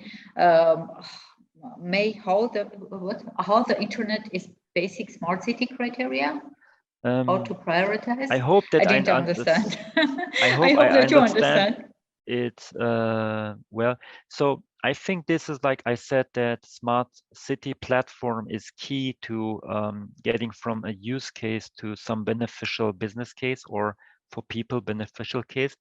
Like if you don't have an internet connection, then it's not possible to have data. And this is, for instance, the reason why Amazon, Google, Facebook, and also SPaceX from Elon Musk are trying to bring internet to all over the world, to Africa, to Alaska, with satellites or with balloons. Maybe you heard about that. So I would still say smart means for me digital and connected. Without internet, you don't have a connection. Thank you so much, Professor Macic. We will move on. Maureen, your question will be answered hopefully during the working group if Professor Macic or one of his co-workers are still with us. Okay. Okay, thank you. And I will try to answer the questions in the chat. Okay, that's great. That's another good opportunity. Thank you so much. Okay, everybody, it's my pleasure to go further, and now we will have another very interesting presentation from Dorothea Bateva. The title is Curbside Management, how focusing on space management can enable cities to handle new mobility and reduce private transport. So who is our guest? Ms. Bateva is a Frankfurt-based professional operating as a consultant, facilitator, and coach for corporates and social entrepreneurs since 2011. Since early 2019, she has been working at Deutsche Bahn digital partner DB Systel, developing a new curbside management service offering. The focus is on enabling cities to better understand its mobility requirements and get most out of their curb. Smart cities, green cities, and today's cities all need better use of space and smarter handling on mobility matters. Doro, you have the word. It's my pleasure to give you the chance to present us the very exciting curbside management system. I will stop here sharing. Thank you, Annie. Thank you very much for having me here, for inviting me. And I'm happy to first do the technical part and share my screen. I hope it should work. You see our website? No, not yet. We see several cars. Several cars. I prefer the first one. That's a nice one. Okay, but now you should see my presentation. That's where I was heading for. Okay, so yeah, hello once again. And as Annie said, I would like to give some insights on curbside management. And as Annie also presented me, just briefly here another comment. So yes, I'm a co-founder of this DB Curbside service offering at Deutsche Bahn's digital partner, DB Systel, and also member of the Women in Mobility Network that I would highly recommend for all female German or European participants here, because that's the network that brought Annie and me together as we met 2 years ago, just before the pandemic. So let's look at the curbside. What is the curb? This is the curb, but the curb is also this, where cars park, where maybe the curbs are blocked to not be used because maybe the inhabitants need it.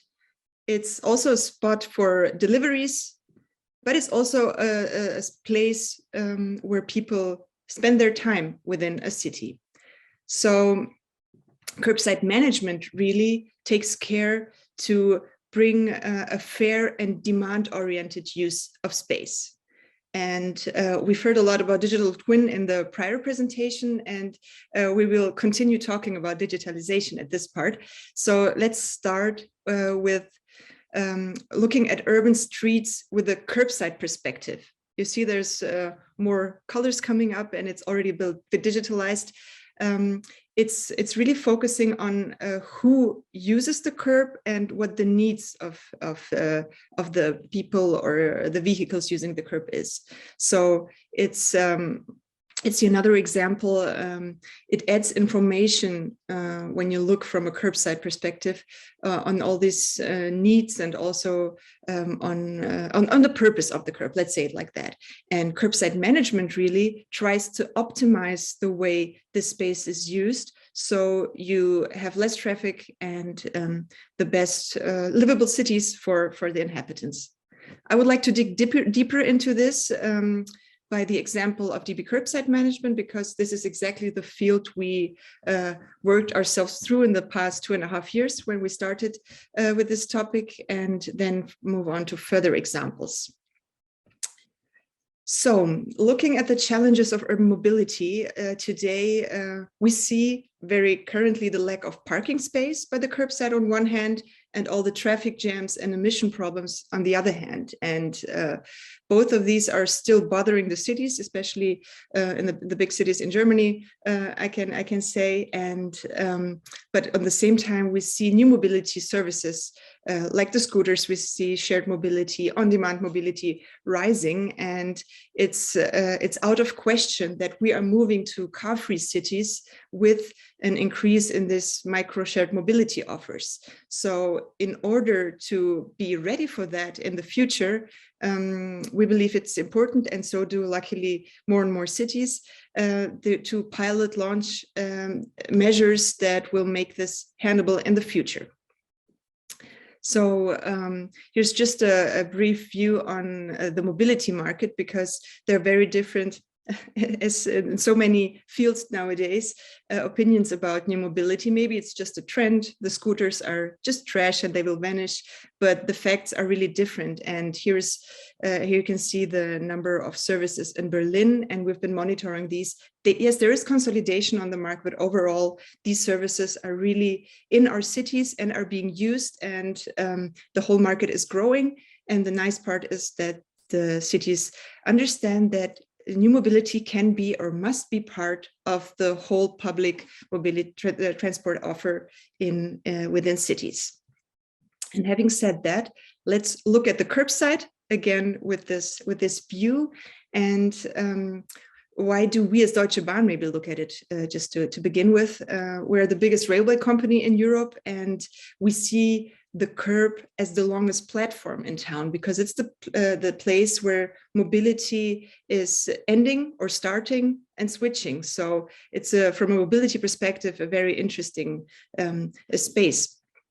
And what do we see here? We see very different needs and requirements that all come together on this curbside. We see mobility providers on the left that ask themselves where they let their passengers on and off, and how the city with its very specific rules and the infrastructure is actually suitable for the offer. But we also see logistic companies that ask themselves where they can stop or drop off their deliveries, and it has already become normal, let's say, that they pay all the fees for standing on the street or on the bike lanes, which cannot be the solution. So, and here maybe the pressure, especially in this context, maybe is especially high because the deliveries are continuously growing, and we don't only talk about personal deliveries or shipments, we talk about retail, construction site, hotels, restaurants. All these places need deliveries within cities. So the city needs to handle all these requirements and all this larger and larger number of questions that arise. And overall, they want to ensure safe streets, safe curbs, and also a good mobility offer for the citizens, who on the very end, or the most important actually, they want easy and local access to a mix of mobility services. And they look for chaos-free, clean cities with low congestion rates. And what we have decided, or one way to deal with curbside management, is to use digital tools to utilize the curbside, because we see a great chance to bring cities and municipalities together, closer to the mobility providers. Because especially in the beginning, and still, I mean, that is improving, it has been seen as, oh, there are new providers, they're more threat than actually making our mobility offer better. So this tool really aims for bringing them together. And we have developed a tool called Curbside Cockpit that enables cities to observe, understand, and regulate the use of curb space for mobility within a city. And you can also try this tool for yourself. There is a free version online, but at this point, I would like to show you a brief look into this Curbside Cockpit. This is the tool that we've heard it before, digital twin, that is aiming to set the digital twin of what's happening in the streets. So with these tools, cities, we're here in Frankfurt, can observe their curbside. And we focused on mobility, shared mobility in the first step. Logistic is coming up next year. We have integrated and are constantly integrating more and more mobility providers, so the city can see where vehicles such as e-scooters are currently using up curb space. So this is the first step to understand what it's like, or to observe. In order to understand what's happening, we are building up more and more analytical tools, so the city can see how where the hotspots of the usage, if you take all, it's a lot of clouds, usage, for example, of scooters is happening, and then in communication and in digital, very data-based communication, they can talk with the mobility providers to maybe set up virtual stops that the providers again can put in their tools, so you as a user leave your scooter somewhere where it's not in the way and where actual demand is met. And the third part is the regulation part. The cities already today block, for example, parks, etc., for the usage by all these shared mobility vehicles. And we have developed this this monitoring or rule audit to see if these rules are met. And that's how we can look at vehicles that, for example, stand by the River of Main, which is not desirable. And maybe to give an outlook how this can be used in Lisbon, they have the rule that if this happens, for example, the service provider gets a notification and has 15 minutes to maybe solve the problem, or someone else takes the vehicle. If not, the city will take care of putting the vehicle that is maybe a threat at this point, or just creating chaos, somewhere else, and charging the mobility provider. So that is a very nice example of how mobility providers and cities go hand in hand. And there are many other features. This is just a brief insight or look to show you how this tool works. On curb.deutschebahn.com, you can get a view for yourself. It has limited functions, but I think it helps understand or try out a bit. So what is very important, and I would like to emphasize, because when we talk about digitalization, we always talk about data, and data again is a topic that, especially in municipalities, in different ways, is a very difficult topic that you need to carefully take care of. And that's why we, as the digital partner of Deutsche Bahn, said it's actually a topic we should approach because we can ensure all this GDPR compliance and all the security that comes with it, because it is data from these vehicles, from these providers, from trips that need to be taken, used with precaution. So what is really, what tools like these are helping for is to communicate both long-term regulation, just as don't park your vehicles by the river, but also temporary regulations. And this is very interesting when we talk about maybe a new or a crash happening in town where you really want everything out of the way. It could be because a demonstration is being held. And the good thing is that both, I mean, the mobility providers do it, service providers do it anyway. They want their offer where it's needed, but now the city can have a talk in it too. So they can set service level agreements and have certain spots in the city really, for example, not only the Metropolitan, the downtown area, but areas that are maybe not well connected to public transport, they can use that. So yeah, but the fields of applications are very broad, as I said, and I would like to show some examples from, starting from our project. We launched this month at a station called Stuttgart-Vaihingen. It's a commuter station, or a highly frequented commuter station. And the vision was to have a real mobility hub, not just a station where you can go to the train or leave the train and move on, but where you really find the next trip or come from the next trip.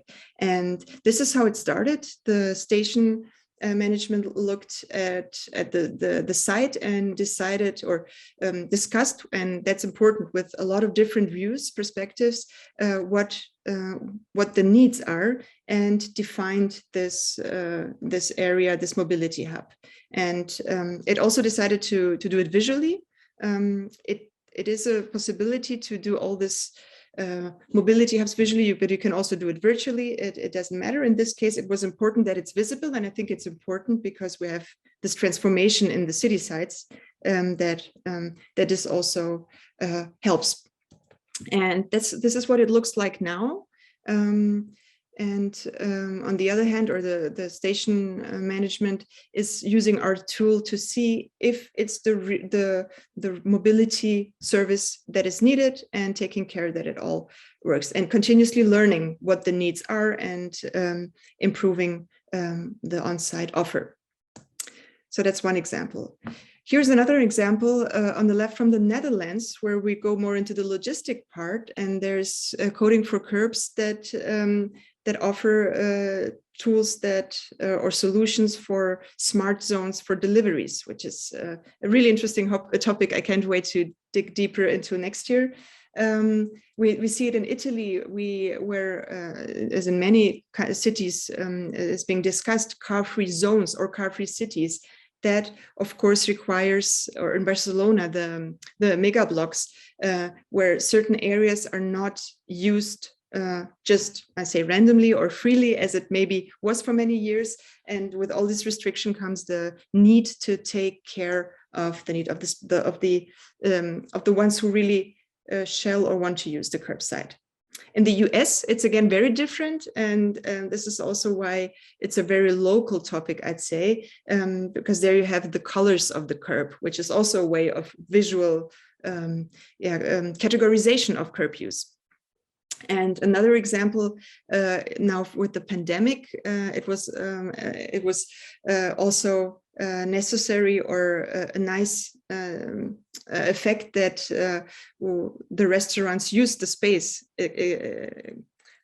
that were formerly used by cars. So this change of how the urban areas are used will all affect curbside management. And we see it also for pickups. That's another thing, that people don't enter stores but pick the stuff they buy up. So they're really, really different perspectives and topics, but what is really necessary, and I think the next picture will show, is that you need to, we call it do a digital inventory of what the curb is used for now. And maybe someone thinks, okay, that's data the city has. Yes, but it's not, it's divided between the different areas within a city. You have urban planning, you have traffic planning, you have strategic planning, and there's information also not always up to date. And it is hugely important and necessary to put this together and get more data, as much data as possible, because then in the next step, and we see this on the right, you can see how this space is used. You can measure it, and then you can optimize it, because seeing cars by the street don't necessarily say how many people you serve. And this is the shift in mindset that is coming with curbside management. I don't want to go deep into this, but it's a nice example from Toronto that also said, from the strategic level, that is also extremely important, a hierarchy of curbside functions. So you see, this topic is approached from different ways, and we at Deutsche Bahn started with taking care of the scooters, because they were really flooding our urban spaces. But it's really a holistic view to see the effects. And the last I want to show the benefit of looking at this holistically with a very simple example. Let's assume a city changes the purpose of just 3 parking lots downtown into flexible mobility zones, including micromobility parking zones, delivery zones, and drop-off pickup zones, as well as the short-term parking. You can see that this is really a very simple example, but it shows that the amount of persons per day served is rising extremely. And that is the logic that you want to go to. We have a lot of challenges to face, from the data aspect, data regulation, to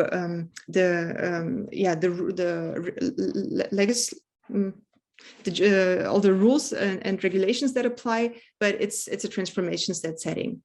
And the opportunities are really huge, because looking at not only shared or on-demand mobility and logistics, we also look at autonomous mobility that will come in the near future, especially when talking about smart cities. So you need ways, tools, mindsets to monitor and understand and regulate this part. And this brings urban planning and transportation planning together. So we are very happy to have started here with the shared mobility, and moving on to building a more and more platform to use this.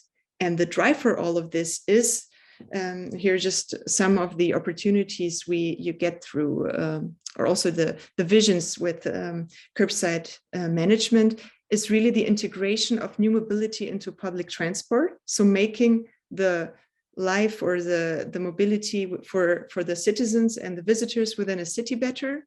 It aims for avoiding chaos and really gives a very clear chance to do so.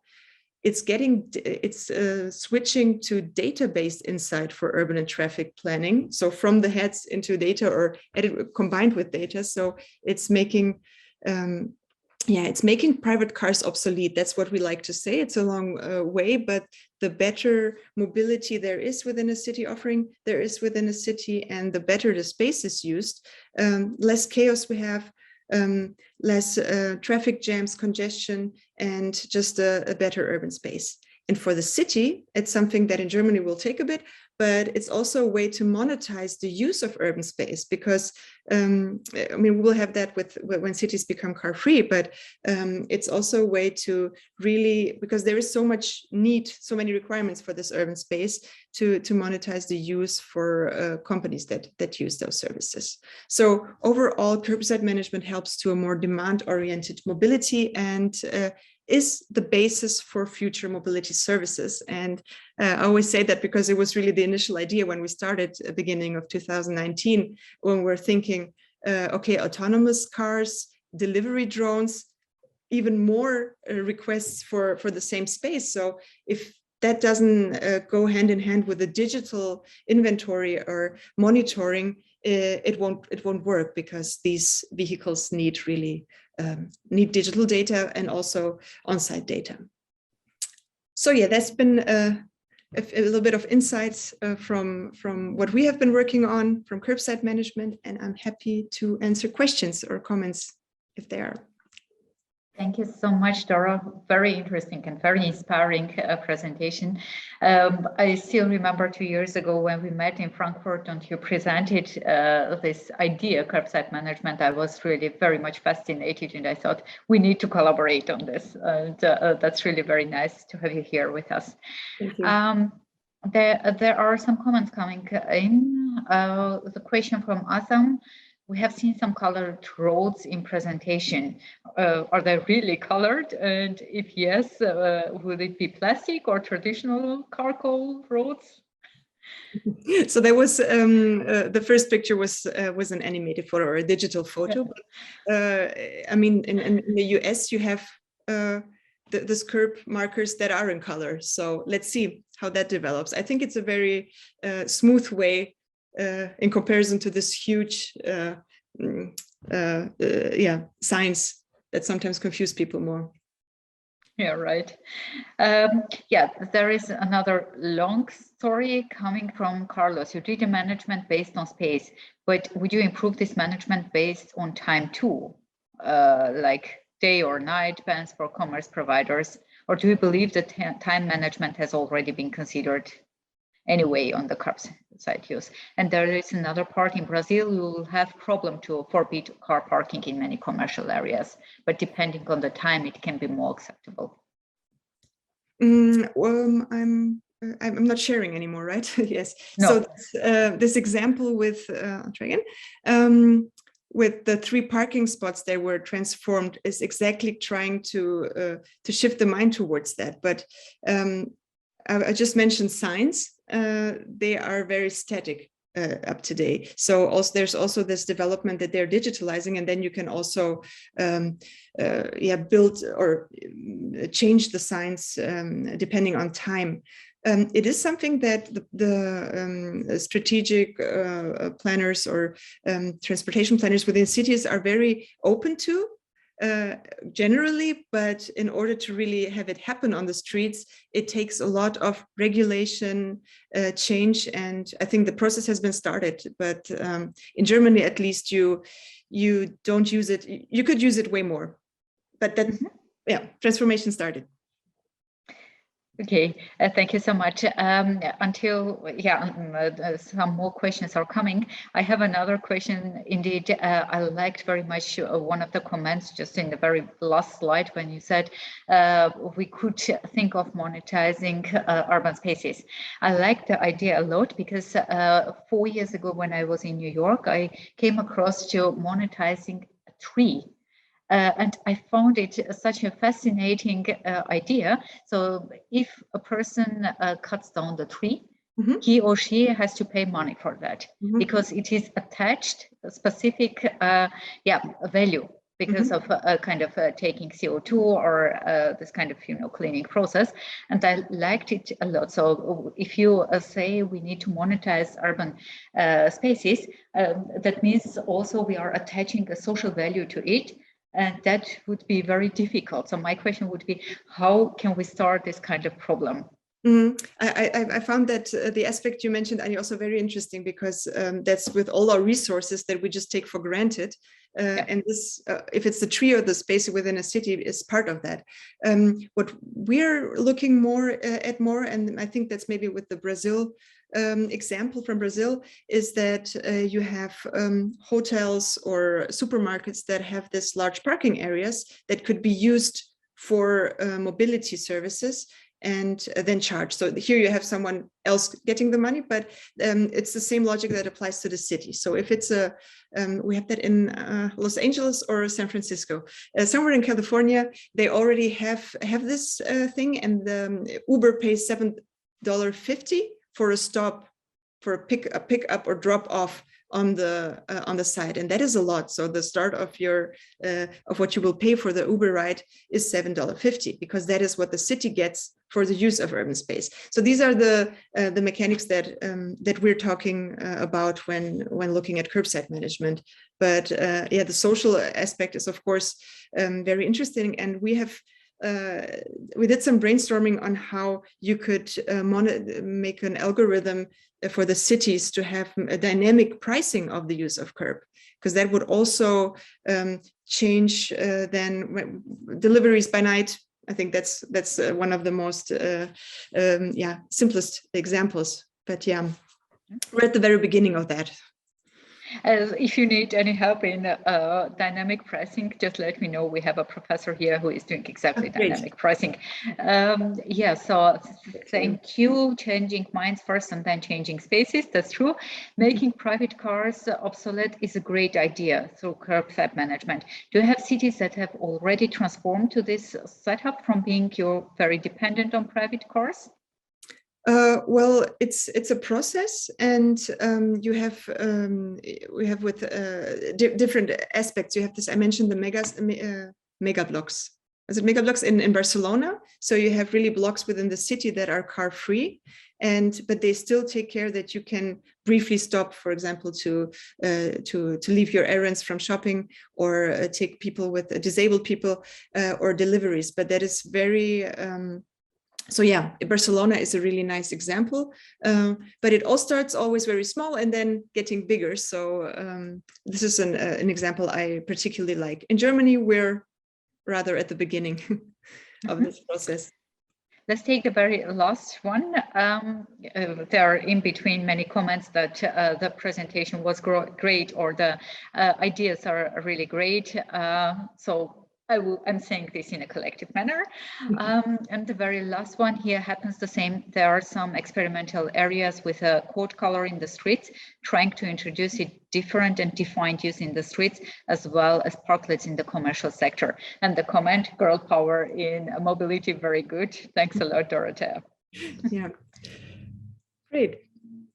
Okay, thanks for all the information. I love graphics and ideas, and applause. So thank you lots of for your interest in the topic and for inviting me. Thank you so much. And just a short question before we go further to our Orga team. Do we have a very nice picture of Doro before we let her go? Not yet. Okay. Would anybody take care of this? Actually, I have already taken a picture of her. Oh, perfect. Thank you. Thanks a lot, Doro, for your time, and thank you. See you soon. Yeah, enjoy the winter school, everyone. Thank you so much. Bye. Bye-bye. Okay, everybody.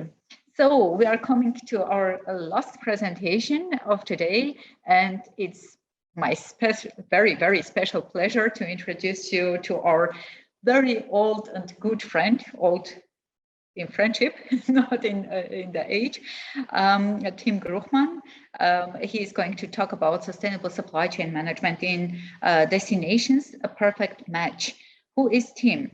Professor Tim Gruchmann is professor of logistics at Westküste University of Applied Sciences in Heide since 2019, and a member of German Institute for Tourism Research. His research interests lie within employee and customer-oriented logistics and sustainable supply chain management.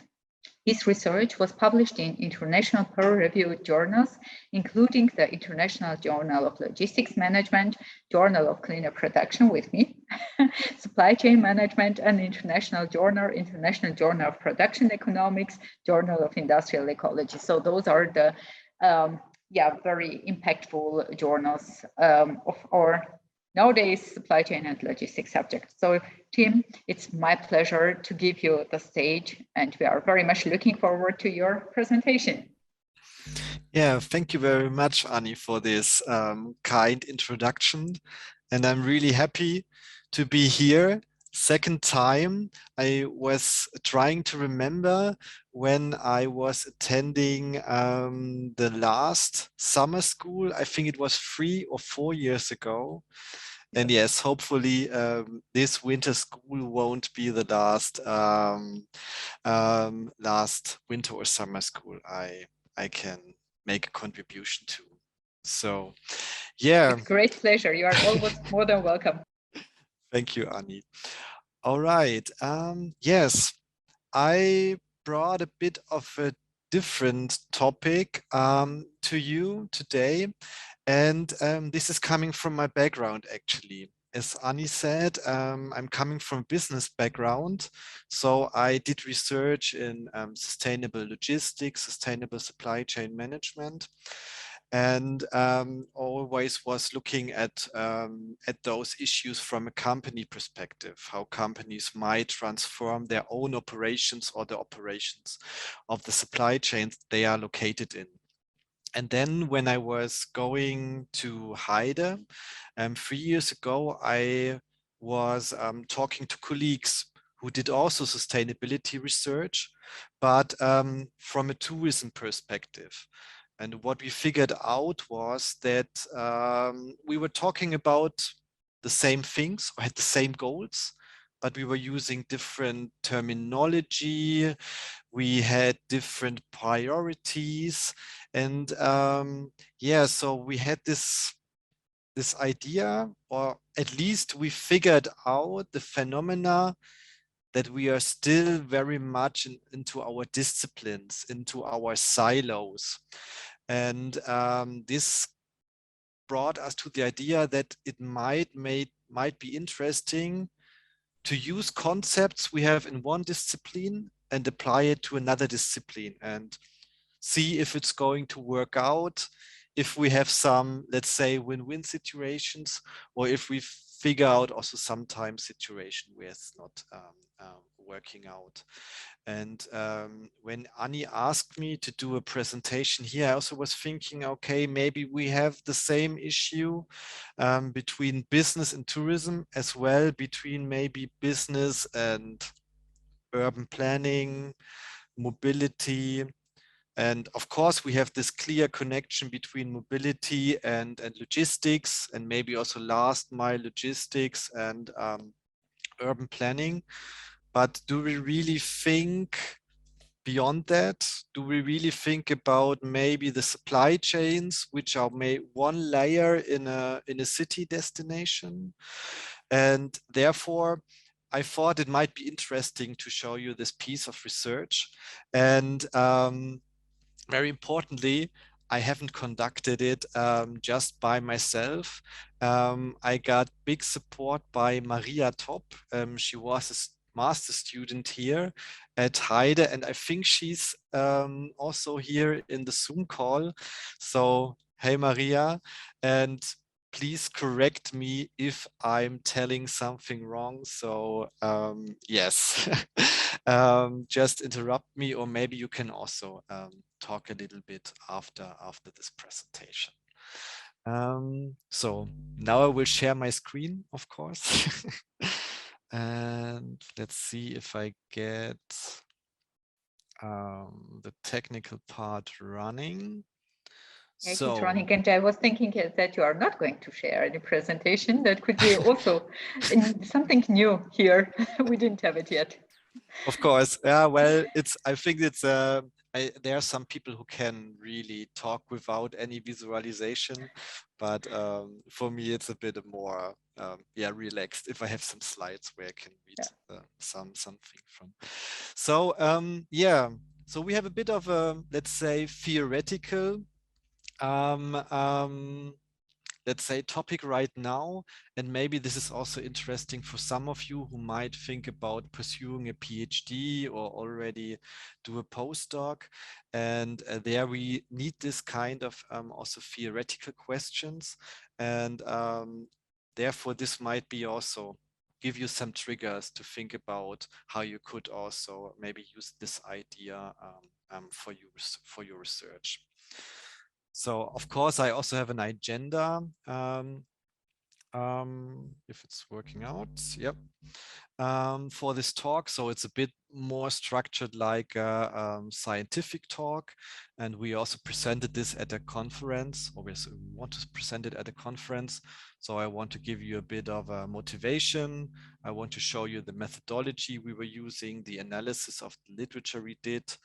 what we came up as a result with a theoretical framework, and of course what we kind of discovered from this trial to apply the sustainable supply chain management concept in tourism destinations, and including in this also city destinations.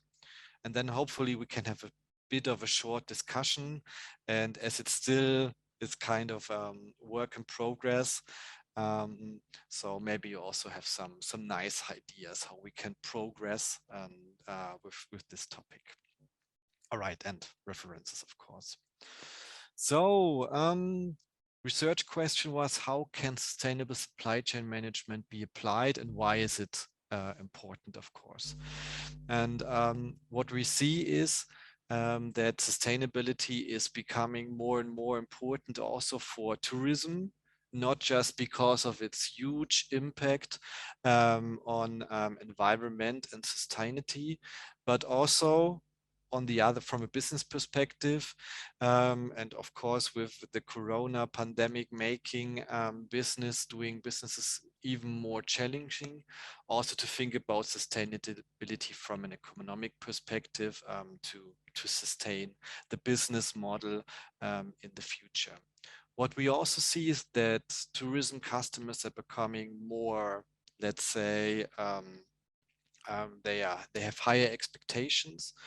They are looking for more sustainable offers, higher quality tourism offers, and of course they are becoming more aware on their impact when they're doing holidays, particularly when they use a plane, for example, and the CO2 emissions which are related with that. Similar topics, as I said, or similar goals also in the supply chain community. So supply chains are also looking to have a long-term sustainable transformation, which is also important to look at their suppliers from raw material extraction to manufacturing of products and service, and then of course at the consumption stage at the customers. And of course it's not just stressing inefficiency to be more economically sufficient or efficient. So in the end, it's not just about thinking how can I, for instance, reduce my consumptions of fossil fuels, but also how maybe can I even make those emissions redundant, what we already heard with the many interesting examples we heard in the last presentations. And yeah, for tourism, for the tourism sector as well, and it's I guess the same for urbanization as well. So we have this globalization, we have the rapid growth of the industry, and we need to do something. And what we did is we thought about how can a tourism supply chain look like? And what we're thinking about was how can we use this very linear or maybe network perspective, and how can we give it, let's say, a third dimension to bring it on a destination in an area, in a rural or urban area or region. And as we heard, many information on the rural region, for instance. So how could those tourism destination look like? And when we look at this, we see all the, let's say, actors we already know. So we have transportation providers, we have accommodation providers, we have shopping, dining, all the things you could imagine to do in a city. And of course, all those actors, and those are for us the first tier suppliers, they have second tier suppliers, so they need to be supplied with food, drinks, equipment, which of course causes all the logistics and mobility requirements we were already talking about. And the interesting thing was, so what is the focal company of a tourism supply chain? Who is in the end the actor who is governing the supply chain? And when we look at traditional supply chain, it's easy. It's the car OEM. When we look at automobile supply chains, it's the retailing company if we look at food supply chains. And if we look at tourism supply chains, it might be not so obvious. So we have this classical tour operators where you might book your journey, but we also see platforms coming to the fore. So we have Airbnb, we have completely online travel agents. And what we see is we have also other intermediaries. This could be digital platforms as well, but this is also actors like, and just want to write it down because I recognize I missed it, like so-called DMO, destination management organizations, which is sometimes private, sometimes public, which kind of take over the function of a maybe public governor, things like that, where a lot of activities come into one organization. And we asked then in the end, is this maybe one important actor which already applies practices for sustainable supply chain management?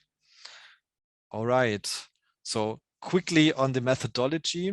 As I said, it's going to be a purely theoretical study. So what did we do? We used a literature review, and just we wanted to see what is out there, and was there already some research on tourism and sustainable supply chain management. And this also would be a nice idea for the future to look really, is there some overlap between sustainable supply chain management and urban system science, so to say. So we're looking at research from the past 20 years, peer-reviewed journals in English. We are looking at one, very famous, mostly on one very famous database for publications. And we did a qualitative content analysis, tried to figure out if we can come up with a theoretical framework. So, and what you see is, and this is, I just open it, after a lot of reading titles, reading abstracts, removing duplicates, we were seeing that in the end, it's not so much out there. It's just 37 articles, which in the end don't just use sustainable supply chain management just at one bottom line or had a reference on this, but really thought about including this SSCM in the tourism sector. What we also were seeing that mainly tourism research was taking this concept and introducing it to their discipline, while the other way around, from a business perspective, supply chain researchers did not really make research in this sector. And so at least a sign that there needs to be done in future. From a research perspective. Also, what we were seeing, we had a really scattered picture. So those 37 papers came from 30 journals, 35 different authors, 21 different countries. So in the end, no real systematic research on this topic so far. All right, so, and as you can imagine, still 37 papers, a lot of content, and due to the time constraints, and I see I'm talking too much or too long, I just want to show you some spotlights, so to say, and I'd rather go then quickly to the discussion, which might be the most interesting part. So not surprisingly, we found a lot of green or social practices. So we were founding eco labels which were certifying hotels for their reduced CO2 emissions. We were finding information for the customer how to behave more sustainability. We found farm to table events where hotels were offering local or organic foods, things like that. So all the practices you already might have experienced by yourself, most likely. Also things like public policies, how to protect fragile areas, things like that. And of course, measures or practices to bring or to bridge the attitude behavior gap, so to bring the customer to pay for more sustainability. So maybe nothing really new, but still having this picture on, there's lots of going on in this sector really to make the operations sustainable. We're also seeing, okay, it's still complex, it's still heterogeneous. Looking at the different actors, we have different priorities and sometimes even different opinions. So like those tensions and paradoxes, which sometimes come up with sustainability research. And there we thought, okay, there must be something else. And maybe this sustainable supply chain management concept needs to be adapted to better suit to this tourism field of research. And I'm just taking out 2 areas. One will be digitalization, where we already heard a lot about it. So I will be quickly going on to this. And the other one is, which you see here on the slide, is the role of education and knowledge management. So not just thinking about how you can trigger your customer, but also how you can trigger your suppliers, and maybe how they can turn to a more sustainable mode of transportation, for instance. Things like training, other demand management, which were coming up in this area. And on the other hand side, role of technology, which we heard already from the presentations before. So I will go on a bit more quickly. So what we did in the end, we were trying to put all those things together into one theoretical framework, and all the things we hearing about. So eco labels, so we included in this box here. So on sustainable supply chain management practices in tourism, with the goal, of course, to be more economic, socio-economic, and ecological sustainable. It was quite interesting also to see that there were not too many purely social goals for sustainable supply chain management in tourism. So the main studies were talking about, the tourism as a source of income for a region, and of course the not always very good working conditions in this area. And what we were seeing is most problems here are companies don't have enough resources to apply or transform their businesses.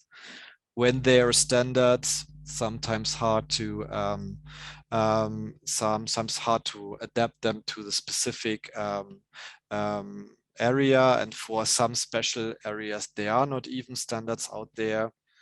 Most of the demand, although there are customers who want to travel more sustainable, there's still a lack of huge demand for this for this offers, and we still have a fragmented structures in those supply chains.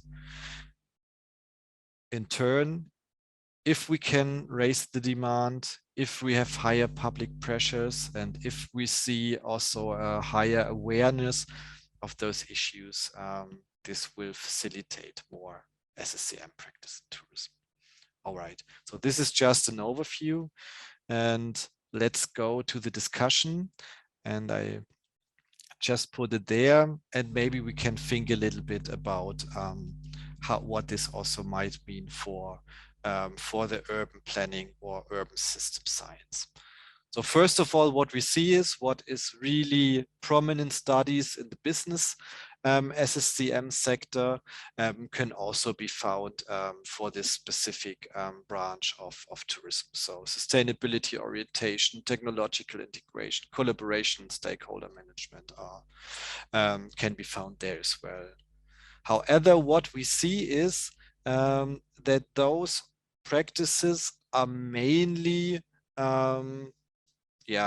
realized by the actors we already knew. So hotels, tour operator, transport providers. And what we were seeing that those actors who should make the governance of a destination or an area, they have been hardly studied.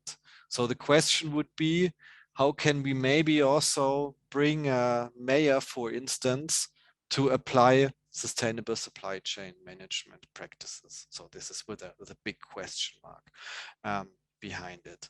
So what we still see in this area, we have to think more from a system perspective and from a multi-level perspective, including the single company, the supply chain, the area or destination, and then of course the more governing environment around this destination to find more opportunities for tourism supply chain management. And of course, what is also not surprising, we often see different terminology. It's not clear if it's a supply chain, if it's a value chain, whatsoever. Other different researchers are talking from the same or different constructs or concepts. So, and what is a bit, of course, also a bit sad is so far tourism kind of lags behind of the advancements of other industries, which are more mature in this sector. What we, in comparing to this, looking from a tourism side, is we were seeing that most of those drivers here, which we are talking there, are coming from a very marketing orientation. And this is maybe similar to city destinations, because they need to market maybe the brand of their destination. And maybe it's it could be also an interesting brand development process to be a more sustainable city. And of course, having just this mainly marketing focus, tourism should also think about more how to address maybe their suppliers in their sustainable operations. On the other hand side, what marketing oriented sustainable supply chain is very good in is to include customers and to address their consumption behavior, and maybe also to be able to impact or at least facilitate a transformation in their customer habits. So what was interesting also, what you see is certifications did not really work out. They were even more confusing. So what we normally have is you have a label, you put it on your product or your service, and the customer, who is informed, of course, will change its behavior. Of course, this is not really working out in this area, and we were seeing that we need to have additional channels to bring information to the customer. So this is what I already said. So we need a more system perspective, and due to a look on the time, I'm interested about what you think, and maybe, and just maybe, we manage that somebody of you is unmuting his or her mic, and maybe just give a bit of a feedback also on an audio line, of course, in the chat is fine as well. But I'm just wonder what you think about this idea. So do you know any sustainable supply chain management practices in your city? Do you think that those practices, like, just go back, just to give it in your practices, like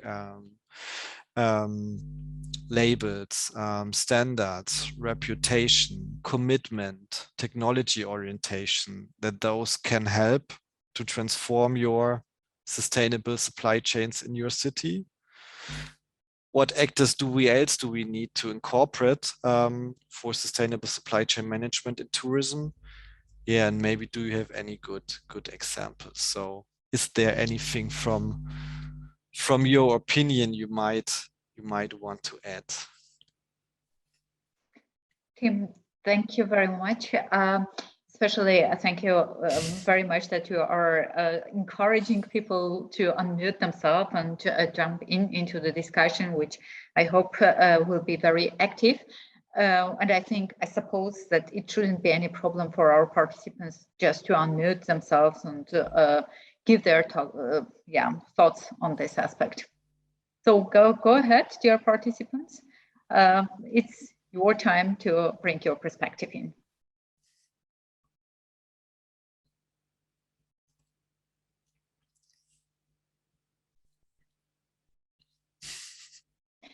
Nobody is. There's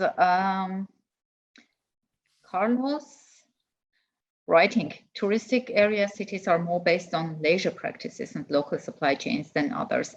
Aren't these reasons more suitable for sustainable practices? On the other hand, supply chains tend to be increasingly based on global basis, mainly when the number of tourists highly increase. Doesn't this damage the sustainability along the time, or it needs constantly adaptation? What are the challenges? So this is an interesting point, and I think this is what is the crucial point. Maybe sometimes also comparing sustainable supply chains for products and for services. And in the end, what we see is the customer is more or less the product. And if the customer is traveling globally, also tourism supply chains are becoming more globally. Although, and that is the interesting, let's say, the interesting notion from this, the practices are still very local and very destination specific. And how we can bridge this local, do you know this? So the combination from global and local in this sector is, I think, really, really interesting. So I'm not sure, maybe, Maria, do you have something, because you did the study mainly, do you have maybe something you want to share? What was your kind of experience in, bringing those two concepts together, which not really might fit in the first glance? Well, when I was reading the papers, there was, I think, almost nothing about cities. So it was more about rural areas. For example, in India, a lot of papers were from India and about India. So the point about cities, I didn't come across it at all, I think. So do you think it would be worth to do more research on this, or is this due to the nature, let's say, of tourism, that the biggest marketing share is, let's say, leisure, beach, and maybe city tourism is just a small part of it?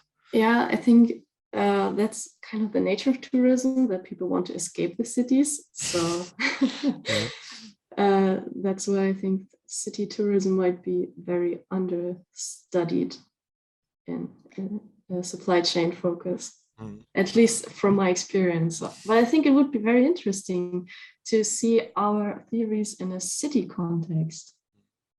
It's nice to think about it. Yeah, absolutely. If you have a look at the city of New York, who actually should be hosting us today, I can't imagine that tourism shouldn't be a problem there, especially from traffic point of view. that should be a very interesting thing, but also in general, the supply chain. You see, the good restaurants, for instance, especially in the cities. And if we take the tourism, cross-country tourism out and concentrate within the country tourism, that basically we have the small migrations from the rural areas into the city centers when it comes to eating, for instance. And that could be a very interesting point indeed to see how this food tourism could work in the cities, especially in the large cities. I find the idea really very, very good and very interesting. All right. And of course, the other way around, if you change your city mobility concept, for instance, what does this have for an effect on the supply chains? And maybe some business models, of course, won't work anymore, which might be the goal to, you know, cut out the less sustainable ones. And yes. Okay, so just if you like, and I'm not sure, Annie, if we provide the slides. So I have a lot of limitations and we need to collect some empirical data. So someone who wants to help us with collecting data on city tourism for sustainable supply chain management, just contact us, and a lot of references. So if you like to see them, and then I hope I haven't stretched too much my time available. Yeah, indeed. I was going to ask the question, especially direction to direction, Brazil and Singapore. If we take Singapore as a city and Rio de Janeiro as a city, those are the mega cities which are hidden by lots of tourists. So that's why I was going to ask about these issues, and I see right away from Brazil rather an not friendly approach to tourists. Indeed, these touristic areas became even more spoiled by the amount of tourists and not of the local inhabitants, the comment. Yeah, so it might be the downside, indeed. Yeah, I'm not pretty sure whether we have our participant from Singapore here, so I would also like to listen to his perspective. Yeah, there is Usman Young. Yeah, hi. Hi. I have, in fact, worked for Singapore Tourism Board for 2 years, and I was promoting tourism into Singapore. I was head of the Jakarta office. I think that really, if we are first priority is that we are most concerned about ESG, we are concerned about Mother Earth, then we really need to encourage people to consume less. And therefore, by promoting tourism and saying that there's ESG element in it is somehow contradictory. And so the only thing that might benefit Mother Earth from a tourism perspective is that at the end of the tour, the tourists become more educated about how we are destroying Mother Earth. That's it. But any other form of tourism where you go out there and enjoy, buy a souvenir, consume something, throw away the packaging, and after 3 years, oh, that magnet on my fridge, that I've got 300 magnets on my fridge now, that is actually destroying Earth. So I'm unable to come to a conclusion because I am finding the tension in two directions. So sorry, no contribution. Well, there's a big contribution to theory because we see that those tensions are out there, and sometimes they are persistent, and then they are a paradox maybe as well, but sometimes we can solve them or at least split them. And this is to think in this maybe also paradoxical thinking is sometimes really helpful, although we still are on a theoretical side and might not even have made one impact on the real world. But and this is also, let's say, research, and well, we at least can contribute to this domain. And yeah, thank you very much for this comment. Really appreciate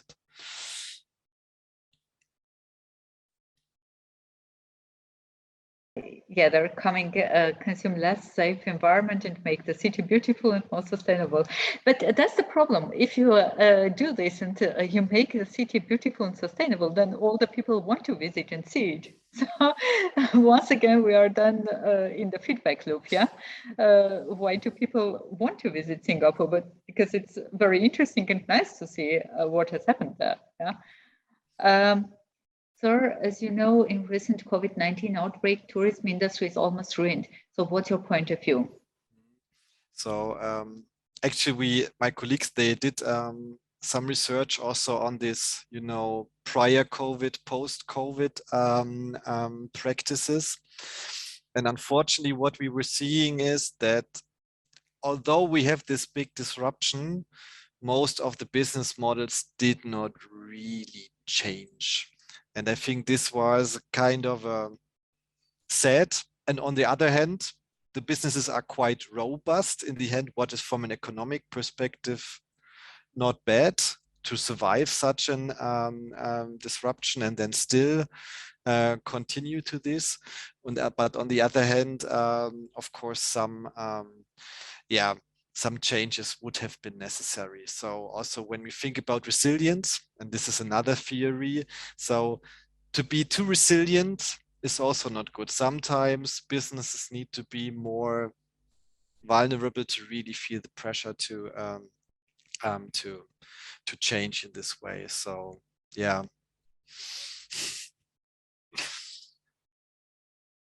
Agree with Tim. Tourism is crazy now. People want to travel even more after the long lockdown.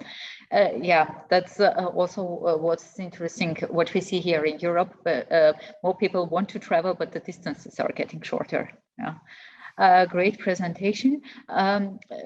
Kuswen Young again writes to get rid of the breakfast buffet wastage. And for that, I have a very interesting business case or business model. In one of the hotels, they said everything is all inclusive. So you don't pay for anything, no cent, no penny, unless you have taken much more than you could eat. So if you leave something on your plate, you have to pay for that, not for what you have eaten.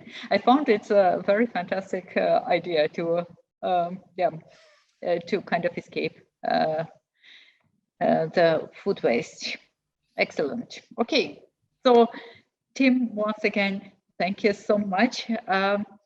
And also Maria for the great presentation, and especially citing some new ways of thinking or impulses. That is very important, because sometimes we get a presentation and done, and sometimes we think, what can we do here much more? Yeah, what is our contribution to already done solutions? And this is exactly the food for our thoughts. And that's why we thank you so much. Yeah, we enjoyed it. Thanks a lot, Tim and Maria. Thank you, and of course enjoy the rest of the winter school, and yeah, all the best for you all. Thank you so much, and lots of applauses. Thanks, thumbs up, great presentation. Yeah, thanks a lot. Great. Bye-bye. Thanks a lot, and bye.